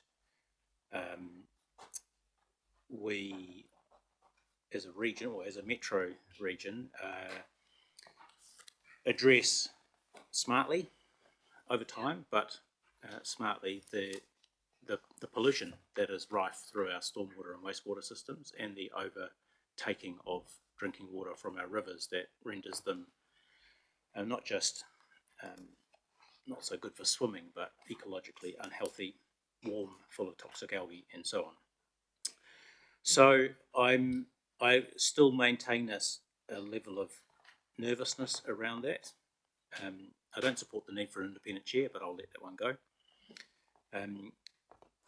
But I am going to vote for it in support today. I don't like sitting on the fence, and I think overall it's the right thing to do, and we'll carry on working to ensure that the environmental regulation that guides Te Aki Wai in how it achieves its 3 water services, but in a way that protects the environment, is followed through as well as it can. It was a big topic in Whaitua conversations as to how to move from our current terribly degraded position to a cleaner future, and I hope that this will steer us there, and I'll end it there. Thank you. Okay, thank you, Councillor Duthie. Councillor Saul.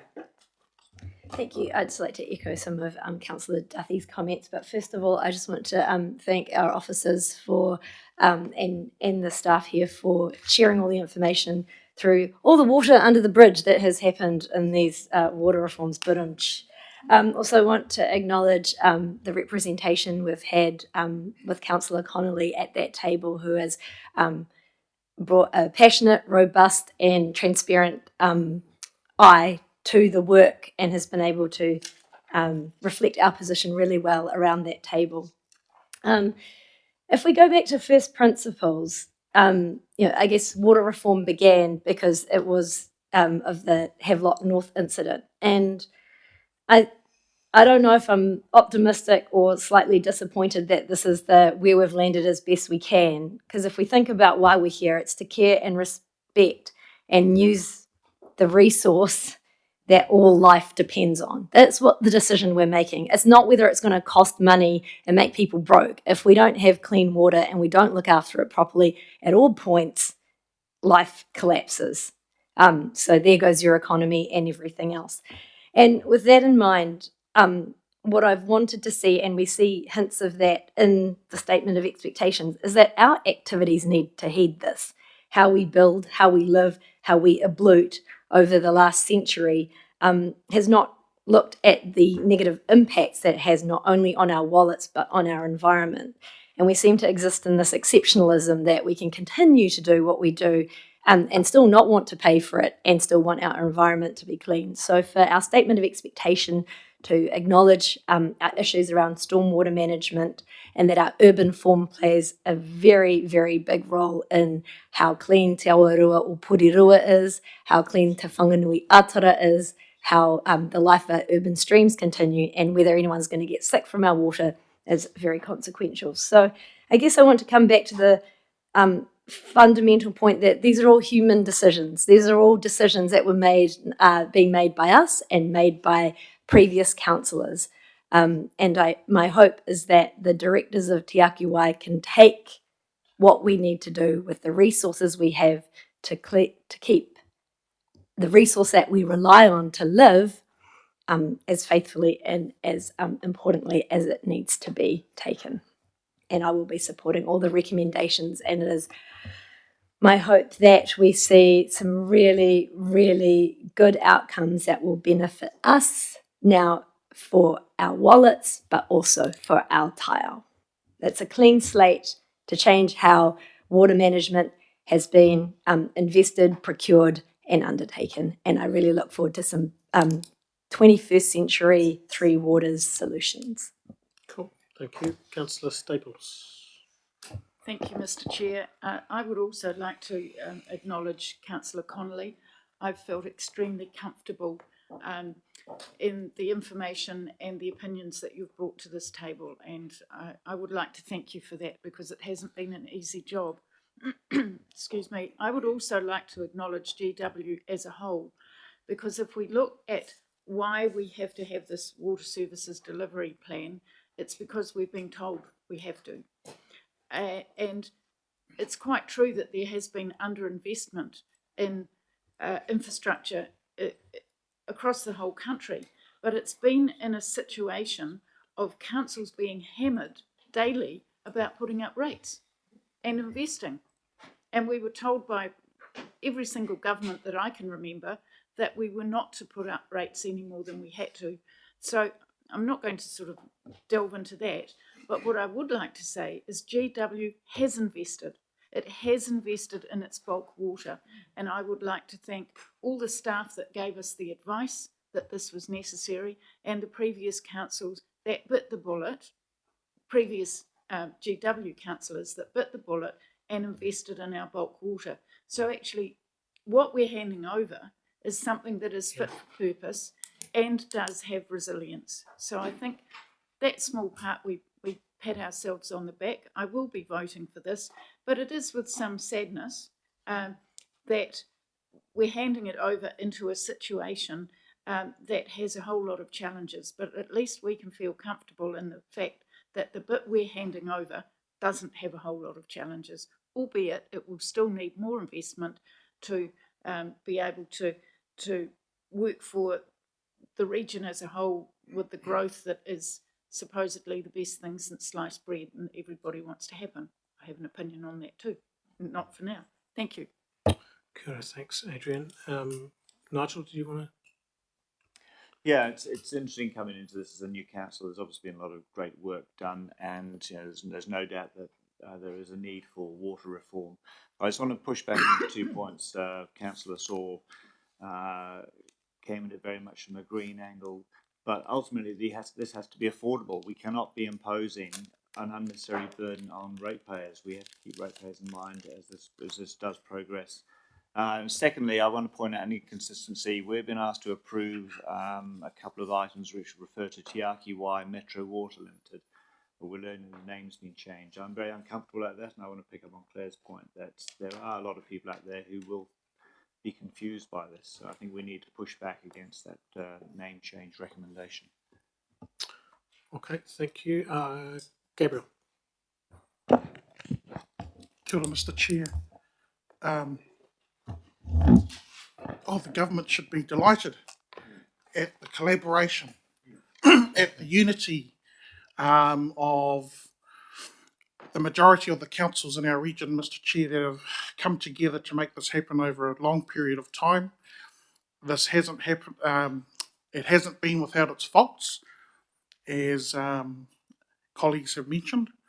And with those teething issues out of the way and this optimistic name of custodians of our water, Te Aki Wai, this is exactly the direction that the government was hoping for, and exactly exemplifies what we've been working on for such a long time.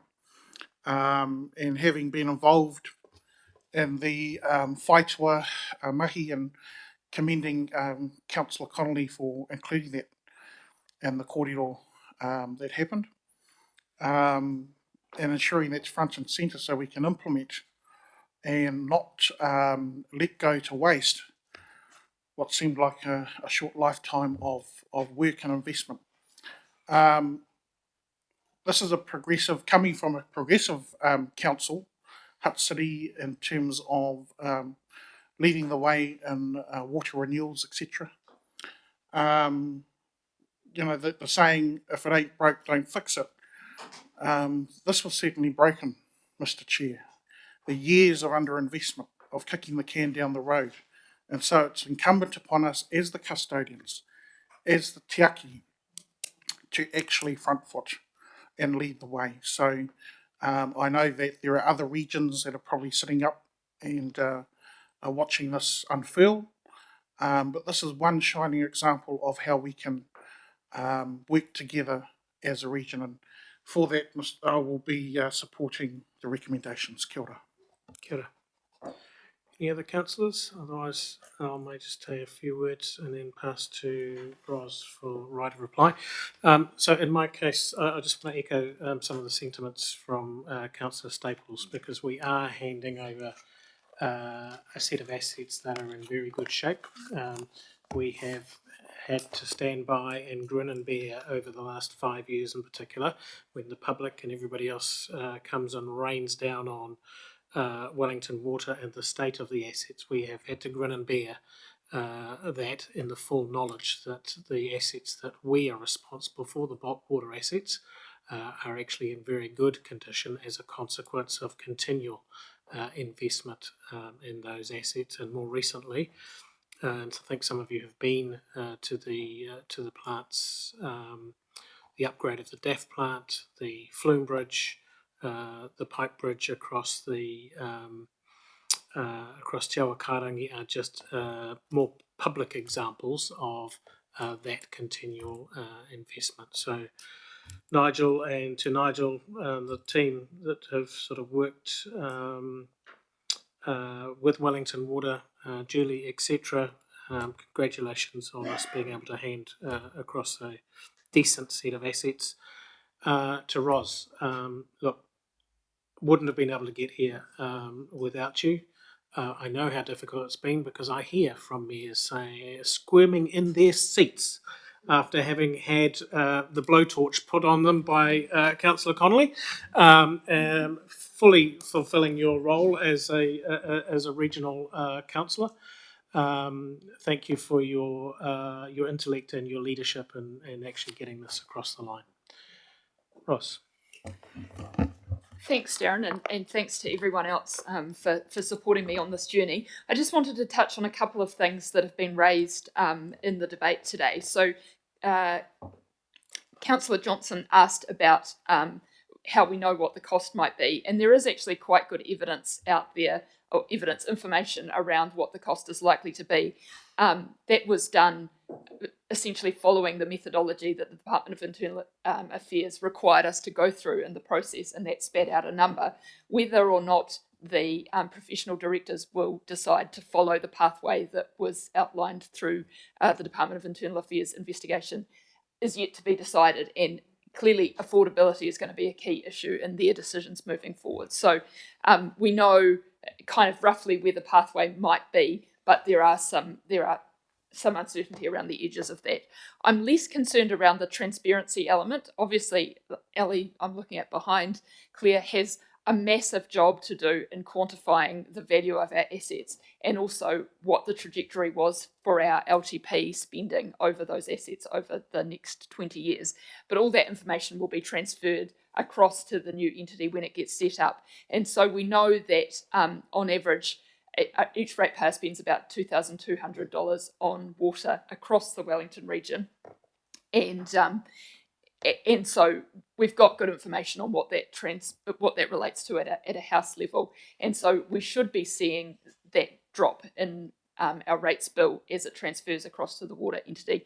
I guess there are decisions for the TAs in particular, because we don't charge people directly, to ensure that they're not hiding new costs in that bill, and we can only influence, I guess, those TAs and say this is an opportunity to be transparent about what costs and assets are going across.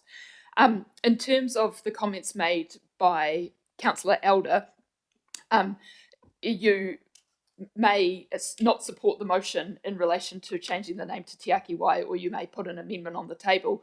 I guess it has the agreement of all the other TAs around, that partnership committee. So we're probably not going to make any inroads into it. And I guess part of the rationale for doing this was that we would have professional directors who know about things like branding and customer service and communicating with their customers in a way that we don't. So I guess this is the first test in that professional director making professional decisions scenario, and we just have to leave them to it. As I say, by all means, you're welcome to move an amendment. I personally won't support it, and I think it will be hard to get it across our partners if we were going to go there.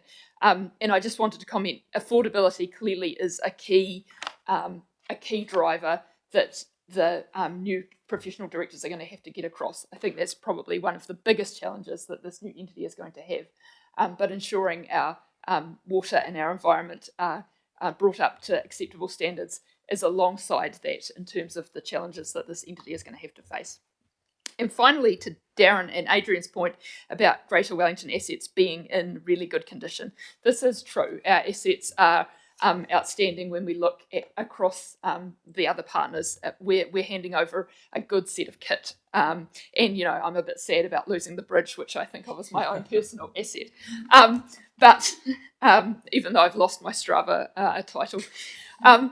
But we are also handing over a lot of debt. We really are handing over a lot of debt. In fact, we're handing over the highest debt to revenue ratio out of all of the players. So, whilst Te Aki Wai is looking at, who's giving them what, and they're looking at some of the other councils and saying, well, we're inheriting a pile of junk. From us, they're looking at us and saying, you're giving us a lot of debt, and we can't necessarily capitalise on revenue with that debt that you're giving us. So I guess the message is, nobody is in a position to throw stones in this organisation, in this new organisation. And I guess, as Gabriel said, this really has been an example of us working together to deliver what the government's wanted and to deliver an enduring solution for water. So I commend the motion to the table.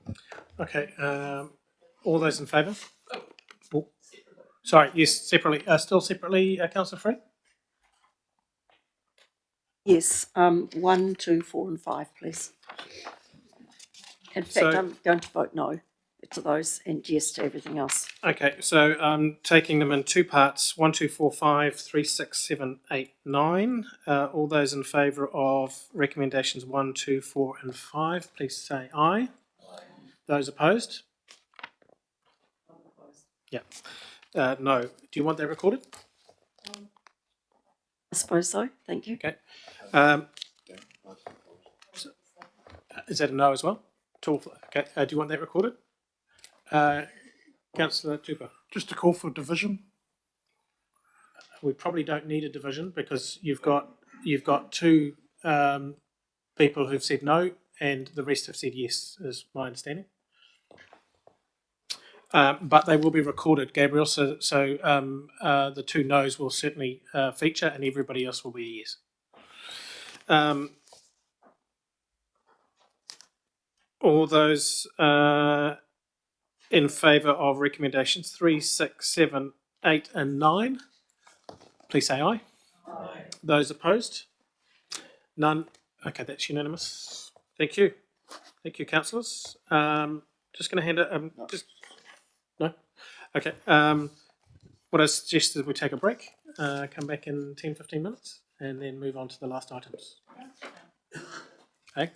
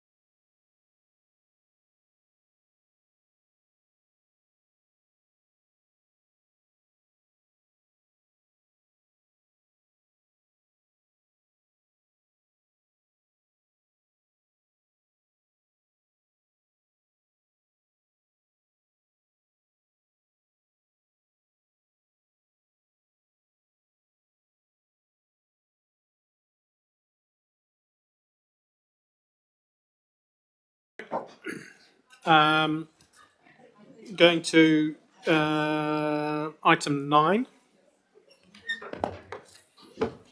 So item 9 is the statement of expectations for council control organisations for 2026-2027.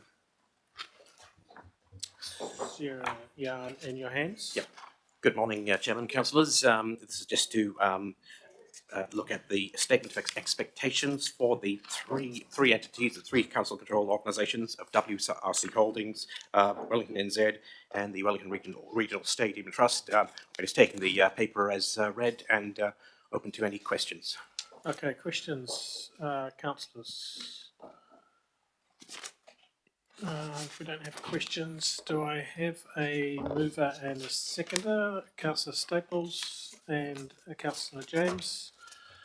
You don't want to speak to the paper? No. All those in favour, please say aye. Those opposed, no. Paper passed. Thank you. Paper 10, Greater Wellington's Quarter 1 Summary Report. Thank you. Thanks, Sarah Yan. I'm almost apologetic it was so short. Nigel. Yeah, thanks, Mr. Chair. Look, this is your first quarterly report for the new councils in particular. It's something we obviously do each quarter. We've done it for a number of trienniums. And it's regular reporting that gives you a coverage of the council's business in that quarter, including the KPIs and also our financials. We've also included other elements in there this quarter around things like health and safety and how we're tracking that space as well. So it's a track of organisational progress. Not all the reporting is clearly here in quarter 1 around a lot of the KPIs and the metrics. They simply haven't been measured, so you'll see there's a lot of not measured there as long as the ones that are on track or either at risk. It's intended to be a document that you can use also for your interface with your communities as councillors. It's obviously a public document, so there's detail and information there you may or may not find useful when you're talking with your communities. And we keep tracking as the year goes on, and it gets fuller and richer in information as we get some of the metrics back through the KPIs. As it is new for half the council, if there's any feedback on it or things you'd like to see addressed to make it better or more useful for you, we're very open to getting that feedback. And this is a period where questions and answers can arise through the chair, all of the ELTs here, but it also gives you the opportunity, if there's something in there you'd like a deeper dive on, there's the ability to go to GM's either pre or post the papers coming out in the paper or our discussion today, where you can go and deep dive into things that may be of interest that you'll see highlighted in the quarterly review. So I'll leave it there, Chair, and we are open to questions. Questions, councillors? Councillor Duffy. You were already looking at me, Mr. Chair. You knew I had a question. Question around page 199. There's 2 flood protection KPIs there, one at risk and one off track. I'd be interested in a little bit more information on those. So one is the at risk one is around the Waikanai scheme not meeting its level of service due to gravel extraction. So what's happening there, and then the mapping being out of date. So could you just, I don't have an articulate question, can you explain why we're at risk and off track there and what we're doing to bring that back on, just given the importance of flood protection and the role of governance in making sure we manage it well, otherwise when there's a flood and it fails, we're responsible. Sure, I can take the first question on the Waikanai scheme and then pass over to my colleague David Hipkins for the flood modelling. With the Waikanai River at the moment, we're operating under a consent from 2013 that's expired, and we're operating in continuance. That consent only allows us to take out 5,000 cubic metres of gravel a year from the river out of the dry. There's currently an estimated 50 to 60,000 cubic metres of excess material in the river, which means that the riverbed level is high, channel capacity is too low, and we're unable to meet our level of service. Until we're able to get the new consent, we'll be unable to bring that level down because it's accumulating faster than we can take it out. Traditionally, we have not extracted even that 5,000 cubic metres, but since a couple of years ago, we have now been progressively meeting our limits under the current consent. In terms of next steps, the consent is currently paused. We're working with Mana Whenua to get to a common position so that we can reactivate it, because it was opposition from submitters on the last consent that caused us to pause that application for the consent. Just a follow up on that. Does the proposed or the law that passed in Parliament yesterday or earlier this week, does that have an impact here in terms of extending the expiry of consent? I'm sorry, I'm just not up to speed with the law that was actually passed yesterday and its implications, but I've got a consents management team now who'll be working through that. But either way, we expect that we'll still need to work and get to a point of common understanding with mana whenua, both because of the partnership obligations we have with them around managing that awa, but also because of the implications of the Marine and Coastal Area Act further downstream. So it's fairly complex, but reaching a position of mutual understanding with them we think is going to be critical to progressing that consent in whatever shape the regulatory landscape looks like. Just a point of clarification, Jack. Is it the case that the resource consent that you've got now that has expired, even if that was renewed at the same conditions, those conditions are not enough to allow you to take what you need to take?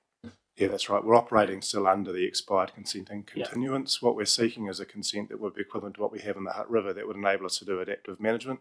It would set targets rather than limits and enable us to take out much more material to achieve a certain target level of gravel or bed levels within the river rather than restricting a certain amount of takeout per year. So it'd be more permissive and allow us to be more adaptive, but also to have a more holistic view of river management. Cool. Thank you. Sorry, there was a second part to the question. Oh, sorry. You go. Kia ora, ko David Hipkins, Takuinga. So I'm the Director of Knowledge and Insight, and the monitoring and the hazard mapping falls under my remit, for those of you that haven't met me. Two answers to the question. The high level answer is it's lost in admin when we originally set the target. The target of 93% is aimed to be achieved by 2029. So even if we achieve all of our flood hazard mapping that we've got in the work program for this year, it'll get us to a maximum of 80%. So to set the expectation, we're not going to achieve that 93% this year, no matter what we do, even if we deliver the full work program. The second part to the answer is we're not necessarily on track to deliver all of that work program as well. So in true transparency, we've had our peer review for the Kapiti. We've used for the Kapiti flood hazard modelling external companies, and the peer review by an external company of the mapping done by the first external company has thrown up some challenges and issues that we're currently working through. That's put us slightly behind, and we can't guarantee we will deliver that one as a result. And then the second one is the Aparua Mahanga, which we're doing internally in order to try and save costs. So rather than always using external consultants, we've brought that flood hazard modelling in-house, and it's taking longer than expected. So again, we might not necessarily be able to deliver that and get it through peer review this year, which is according to the schedule, and we would need to deliver those. So I've got Councillor Free, Saw, Connolly, Staples. Also, James in there as well. And Johnston last. Yeah. Okay, Councillor Free. Yeah, so some of mine are small. What is it meant by mental health first responders? I saw there's been an increase in the use of that. Yep. Thank you. Good question. I'll pass that to Nikki to answer. Thank you. So we have a number of internal staff members who are trained and provide that immediate peer support for our people. Okay, thank you. So then my next one was a small one again, but why do we have different targets for customer satisfaction with rail, bus and ferry? So for rail, it's 94% target. No, 94% for the buses, 96% satisfaction target for rail, and 98% satisfaction target for ferry. So why the difference? Through you, Chair. So the reason is because we set targets to get increasing satisfaction as we go through, and so but they're based from a baseline, an earlier baseline, so that we are improving. We seek to improve satisfaction over time. I thought that could be the answer, but thank you for clarifying. Councillor James. Cool. Actually, just following up on Councillor Free's question, do we know why there has been that jump in the amount of mental health first responders? I note that the time period is before all the government reform, so yeah, so just wondering if there's any insight into that. There are a range of issues that the mental health responders have been supporting our people with. I wouldn't necessarily take.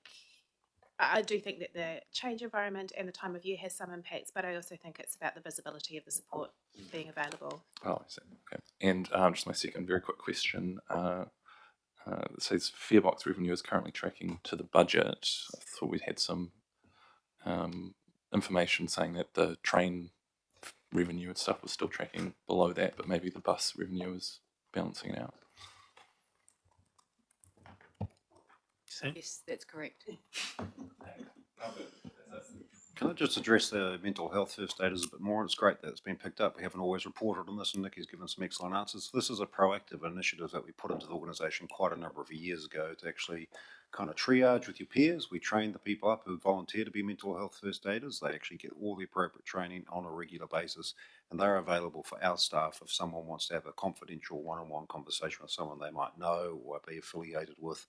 And actually, it's a triage to actually get our people working together to talk about issues that might be impacting them. It does not preclude anyone ever going to use the professional services we provide. In fact, it can encourage that as well at certain times. So, as Nikki says, I think in some respects we take an increase in the mental health first aid conversations as a positive, that people are out there actually talking in the organisation. And obviously, it's confidential. So, the content of that conversation is not for us or anybody, but so it's an interesting metric, and kind of an increase can be a good thing as opposed to a kind of a negative in that situation. Okay, Councillor Connolly. Oh, I'm going to put the spotlight on Francis. OIAs are off track on account of some emails going into the wrong file. It says that we became aware of it when requesters subsequently complained, but I just wanted an assurance, one, that we are confident we've tracked down all the requests that went into the wrong place and we've stopped whatever error was causing that to happen in the first place. Your first question, we cannot be confident we've tracked down all because there's no visibility on them. The nature of the area meant that we were unable to identify certain emails that had come into a repository because they weren't retained through a system issue. However, we've worked proactively and informed the Ombudsman's Office of our approach. We put information up on our web pages to say that from period A to B, there was a system issue which we may not have visibility over any communications you've made with us. And it wasn't just official information requests, it was general broad communications, and to give people that visibility that if they want to relodge their information or whether it's an information request or for some other purpose, it's welcome to do so. And as best as we can identify, the information management team and the customer contact centre have addressed the issue. Another question on the same page, just around our Te Tiriti audit. It says it's at risk and 66% of the audit responses have been completed. Is it at risk because we would have liked more of the actions to have been completed, or are we struggling to achieve some of the recommendations in the report? Oh, kia ora, Councillor. It's at risk because we are we've managed to deliver an awful lot in there, but we would like to do more. But the concentration on assigning the right to the right general managers and their groups the tasks at hand in the audit, that's been the thing that we've been really working hard on through the implementation plan. So we actually expect to be delivering greater amounts of our implementation back into the system. When do you expect to have kind of got through all the recommendations, if not achieved all the recommendations, but at least assessed where we're at? I guess just in reference to the fact that we're going to do a review of that audit, and we want to make sure that we're well placed before we do it again. Absolutely, and I am looking for Carl, who actually has the overview of the implementation plan, so I will ask that question of him and send that back to you. Okay. Councillor Saw, Staples, Johnson. Thank you. This my question is on page 204 of Diligent, which was about the readiness of the ECC being at risk and the the appropriate staff training and some roles. Can I get a little bit of information and clarity on that, and what work is underway to ensure that the appropriate level of staff are around? Thank you, Councillor. Yes, the issue has been around getting enough staff to be available on the day when we're either doing an exercise or an actual event. And that's been around, the conflict with other priorities and BAU. And the other issue is around the appropriate training skill levels of the staff and making sure that they're fully trained up in the SIMS model. And that is something that we're also working on. So there's a number of initiatives that ELT, we've had a couple of papers going up to ELT to consider the sort of root causes of some of those issues, and we're addressing them. One of the things we're doing is for the highest level of function leads who lead each of those sort of desks, we're putting in place an additional payment to recognise that responsibility those staff taking on, and that will be coming in the new year so that it recognises the position, and also we are working with managers, general managers, and third and fourth tier managers to re-emphasise the importance of the ECC function and make sure that we are prioritising over BAU and getting greater visibility of the importance of that at the management level, so the right call is made to release staff into that. Just to follow up on that, I guess it pertains to a couple of the other papers we've had earlier where staff, there is a lot of work coming through for staff, not only for our annual plan, but also the legislative reform. Are we able to have a bit of insight into whether those pressures are going to impact this area of work, please?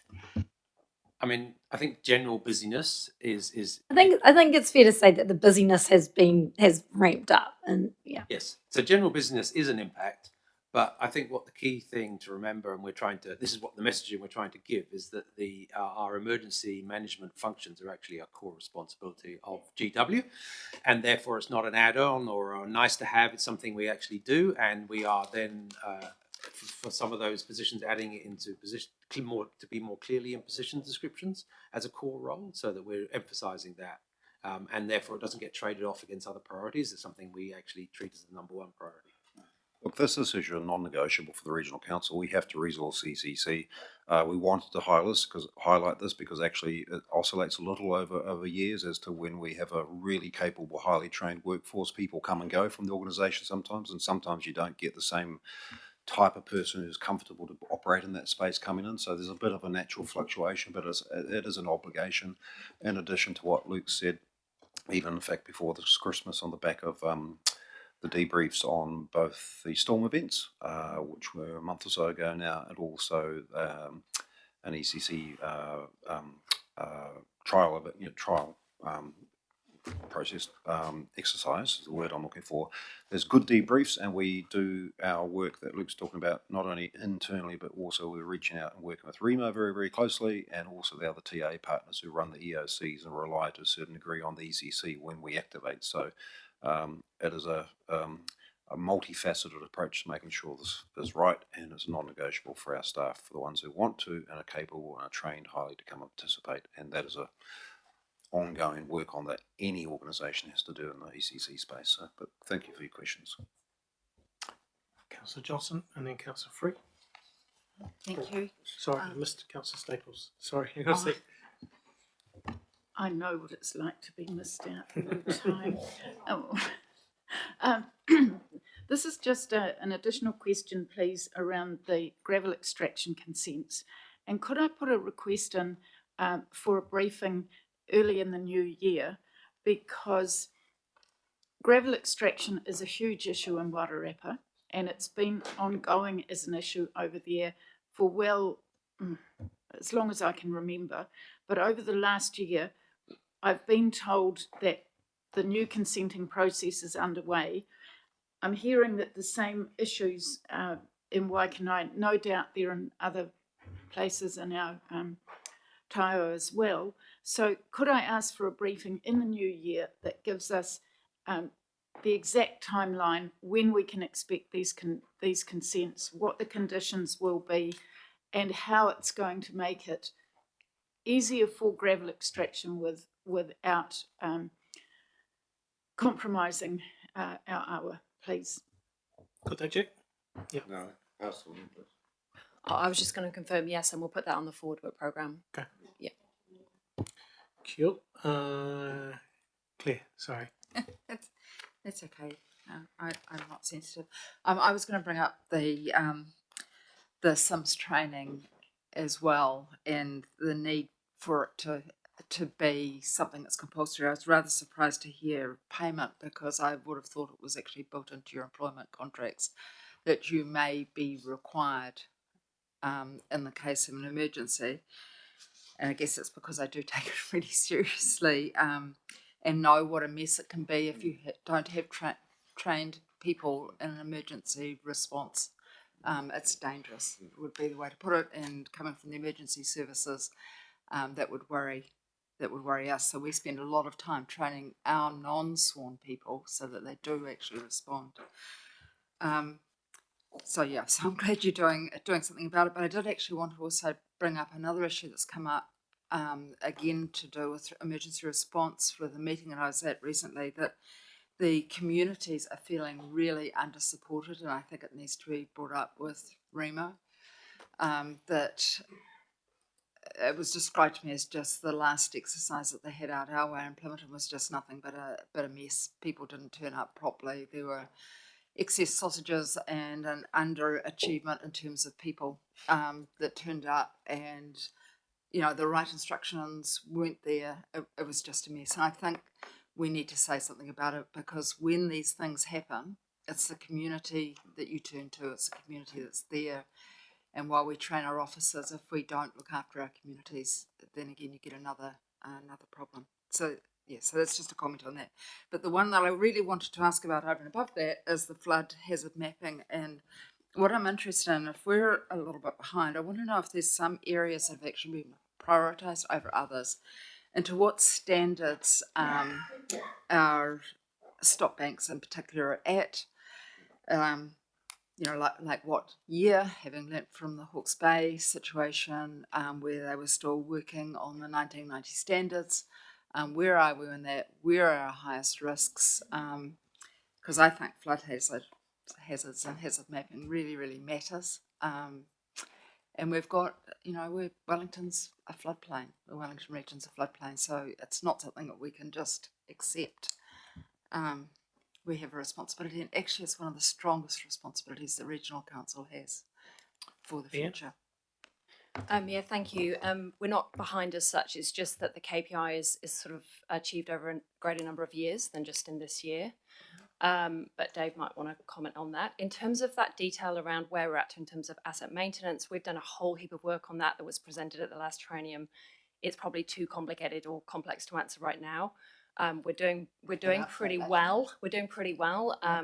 There are some areas of concern, and that's why we had an uplift during the LTP to make sure we can maintain that level of service.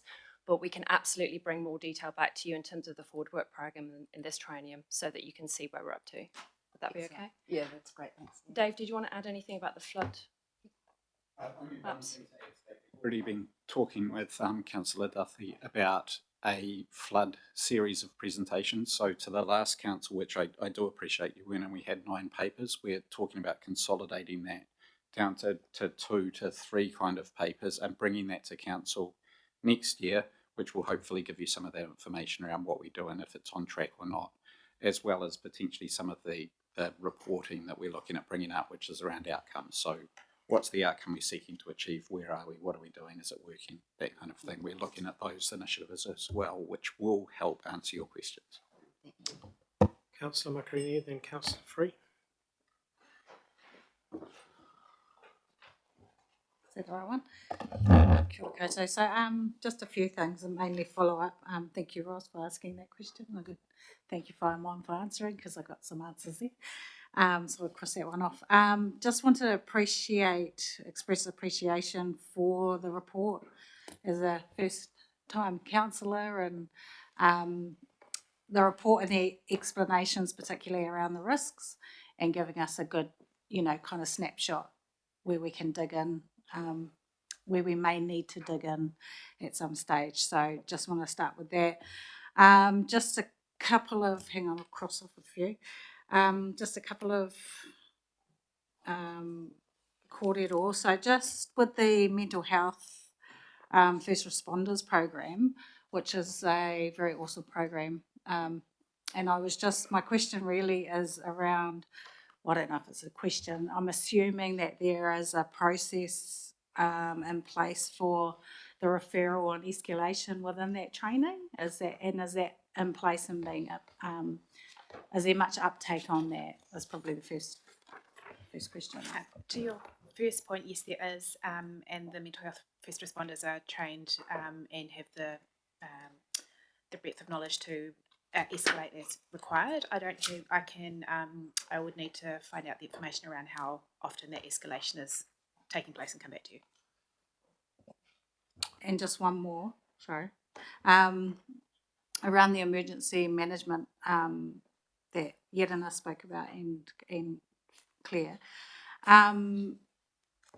Is there work happening because I know it's one of our core requirements to make sure that that's all operating properly, but is there work happening to utilise our communities to fill possible capacity risks? Are we having partnerships? Are we bringing in? I'm thinking about groups like the Māori Wardens, but there's other rōpū that could fill those capacity issues so that we're ready to rock if there is an emergency. Yeah, so Remo is leading all that work, so they've got quite an extensive new work program and strategy around how they function and how they lean into communities. I think it's fair to say that there is an evolving conversation, which is quite right, and it should be evolving at actually how much Remo and the regions lean into the use of community, how enabled they are. So I think we have more work to do in that space, to be honest, but again, that's something that the Joint Committee, which Darren is our representative on, and the KEG, which is the Chief Executive Group, which reports to the Joint Committee, that very conversation that you're raising here is a constant conversation at both of those committees, and that then goes to how much and where resource is put into the work that Remo does. Remo got a very large uplift from all shareholding councils' last long-term plan to the tune of around 10 FTE equivalents. Some of that is very much in the community space and also around the engaging with mana whenua space as well, using things like Māori Wardens, marae, etc., getting better. I mean, we know that when it hits the fan in a major event, it's community that responds, and so that's very, very well understood. Yeah, kia ora. Just specifically also, that's awesome, Mahi. I'm glad to hear that's happening, and Darren, I'll leave that in your hands to follow up on. But I'm just also thinking about supporting our staff and their, like we've talked about that some of them aren't comfortable to step into those roles. So I was just leaving that there. Yeah, well, Kapai, look, I mean, we can have a deeper dive on this, certainly go to Hui next year at some point, but I think like a lot of organisations that evolved from a point, I mean, I don't want to go into too much detail, but back in the day, every staff member of the organisation had something in their job description that said you may be required. What we actually found in reality, and through sort of testing that through actual situations, initially we had quite a lot of earthquakes and responses, more and more weather events, but also things like COVID. Not everyone is actually comfortable, able to work in that space, and actually trying to get them to work in that space is actually counterproductive, not only to them, but also to the attempt to try and respond to an event in the first place. But I think we've got a good system and processes now.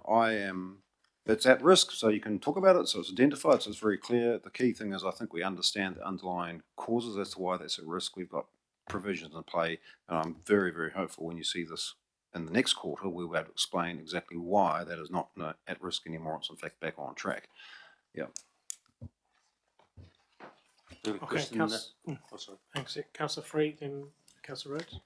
I guess I'm just following up on Councillor James's observation about the fare box recovery and wondering if it's possible to have a breakdown. And, I guess it's a suggestion for our next report that we do actually break down it between bus, train and ferry so that we don't just lump them together. That will come to the Transport Committee. Yeah. Would it be too hard to put it into the report though? Well, that's a good question, Councillor Free. Thank you. Look, I think what we're trying to do with this report is provide quite a high-level overview of the work program on a quarterly basis. Certainly with the KPIs and the metrics, which is often the key point of conversation, as it is today. It's great to delve into these things, but the actual detail that underlies the aggregation, which ends up in KPIs, either the long-term plan ones or my own KPIs, that is actually information that very much should be discussed in the right place for that as committee. You will get it unquestionably, but actually the best place to have it and have the conversation around it. So for the issue you just raised there, Transport Committee does get that, it will continue to get it, and there'll be a lot of opportunity to have that discussion in that forum. That's reassuring. And I just had another question about, again, the convenience of paying and the passenger satisfaction. I realise they're just annual measures, but when you do ask those questions, is there enough information so that we can understand some of it? Yeah. Okay. So we'd understand, for example, if there's a degrading of the result, what sort of factors people are identifying as why they've given that response. So when we do the customer satisfaction survey, we report it back generally to the Public Transport Committee first, and with a analysis of the results, including the trends. Sometimes we won't necessarily have the detail that sits underneath, but if there's a particular aspect that we're concerned about because there's a decline or something, then we sometimes go out and do some further research, like actually go and talk to people about it. So it depends on the results. Thank you. That's good. That's good to know. Thank you. Councillor Price. It's in the item about climate resilience. Talks about strategy and results and stuff. A bit more seems to be internally focused, but I know the project plan's been approved there, and I was wondering whether that was more ambitious and had some wider scale type of activities or projects in mind. What page, please, Phil? Oh, to 11.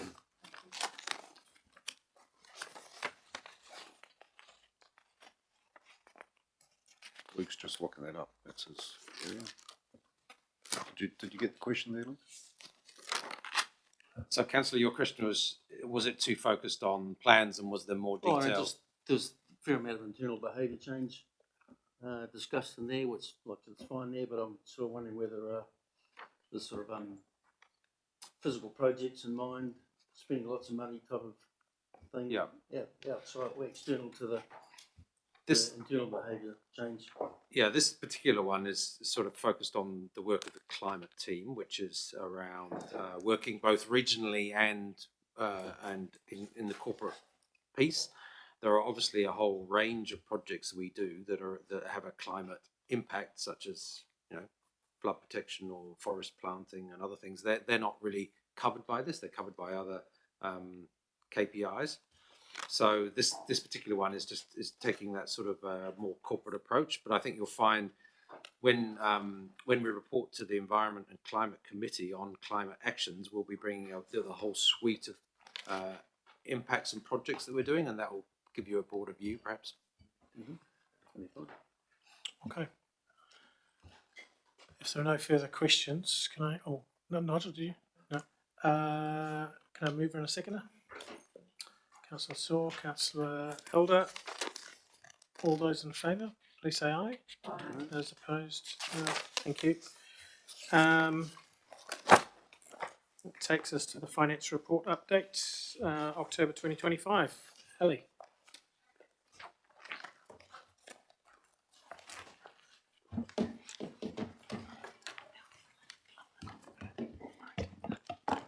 Kia ora koutou katoa. Welcome. Ashwin Pai, our Head of Finance, often presents this report, but he's taken some leave and gone home to India to see his family. So you have me and Daryl Joyce. May I introduce you? He's our Accounting Services Manager, and his team deliver this reporting. Before I hand to Daryl to talk to you about the report, I just want to remind, especially those of you who are new, we went through the format in the induction. We didn't, I can't remember if we did August or September, but we did the month that was available at the time we did that. At the moment, this reporting is very high level for governance. We do much more detailed reporting to FRAC and even more detailed reporting to the exec team. But the numbers behind it are always available for your request or information if you would like that. I always do a commentary on the side. Sometimes it has something really interesting in it that I want you to know. Sometimes it's a little bit more boring and just about the numbers. It always has a Treasury summary because you do not get a Treasury report to Council. The full Treasury compliance report goes to FRAC. So that's all I wanted to just remind you about today. And obviously, Darryl and I will be able to take your questions, but I'll hand to him to actually present you the report. Thank you, Ali. So this is the financial report for the first 4 months of the financial year for Greater Wellington. We have a $50 million surplus, which is $22 million above what we were budgeting for. There's a myriad of drivers here, but I guess the two main ones in the interests of your time would be the fact that we've received a Lindrum payment earlier than we had originally budgeted for. This is a timing thing and will reduce as the year goes on.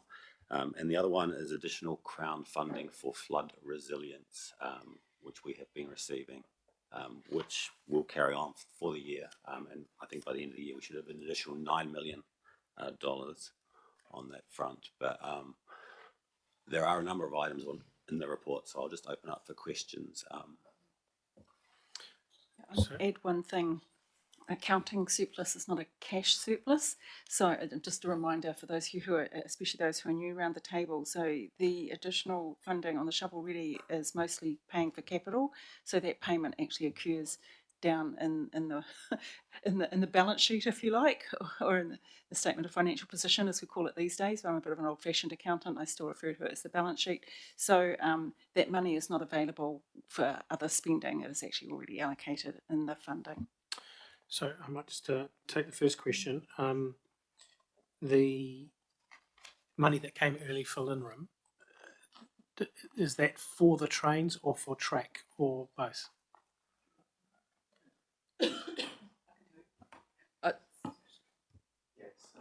I can answer that through you, Chair. We don't receive any money for the track, so the money we receive directly is all for rolling stock and the other packages of work. The Kiwi Rail works is paid directly to Kiwi Rail.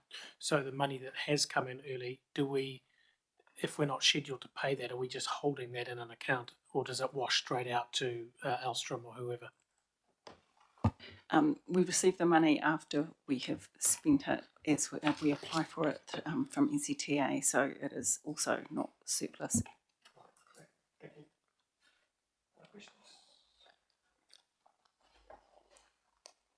Questions?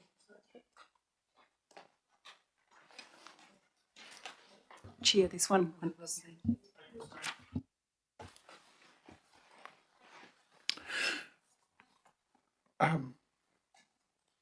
I'm more of a person of letters than numbers. So the narrative of the continued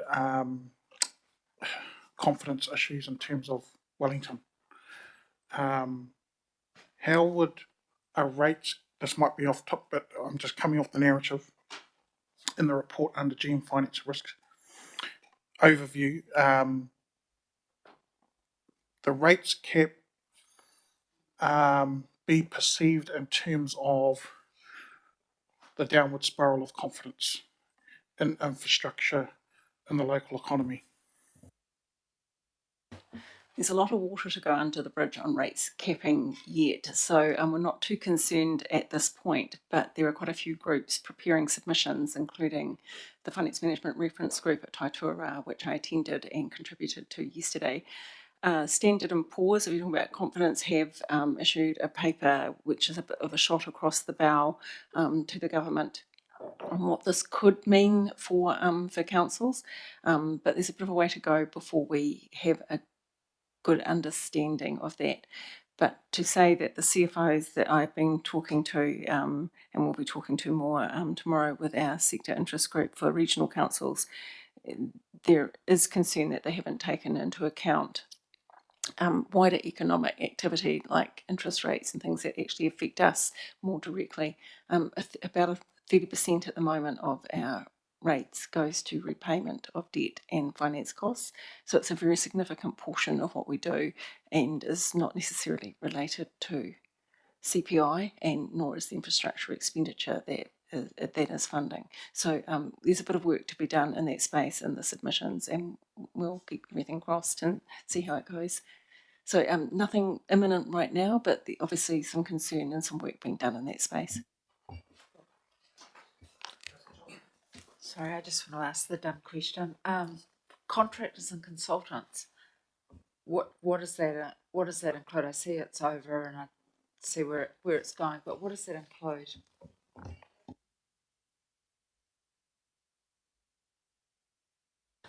So it doesn't include the bus contracts. They come in under grants and subs expenditure. But basically it'll be when we are dealing with contractors. So if we've got a big project on and we're hiring people, or getting people in,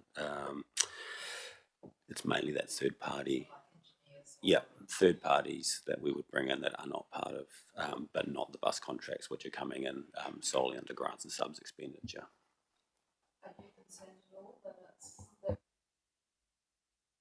Are you concerned at all as to where we are just within this quarter, or do you think it'll sort of right itself? And I suppose it's hard to ask you to predict, but we may need expert advice going forward with the amalgamation or anything else. Where do you think of? Is that the fact that it's below budget at the moment? I think we've forecast for the end of the year for it to remain below budget by $5 million, currently $17 million. I know there's a lot of work scheduled for the later part of the year. So yeah, that's kind of where it's at. Is there concerns? Jack? If it's helpful, I could just give an indication or an example. So we have a major recloaking program that's recloaking our regional parks and forests, in part to set climate emissions. The contracting work for that would be included in this as an example. And that expenditure is primarily in the winter months, and so we often get into an underspend because it's around the timing of engaging those contractors.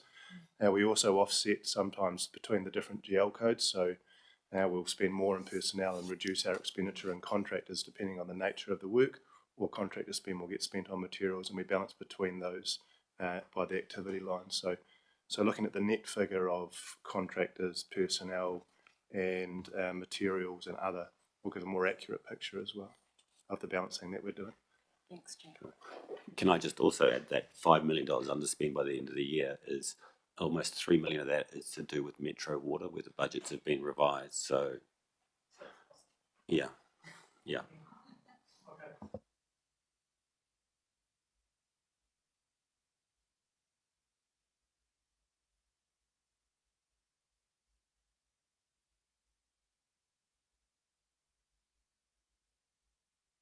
To exclude the public, just got something to say. No, we'll do that once we've got it. Oh, you want to do that after? Yeah. Oh, okay. We're going to exclude the public then. Councillor Staples and myself. All those in favour, please say aye. Those opposed, none.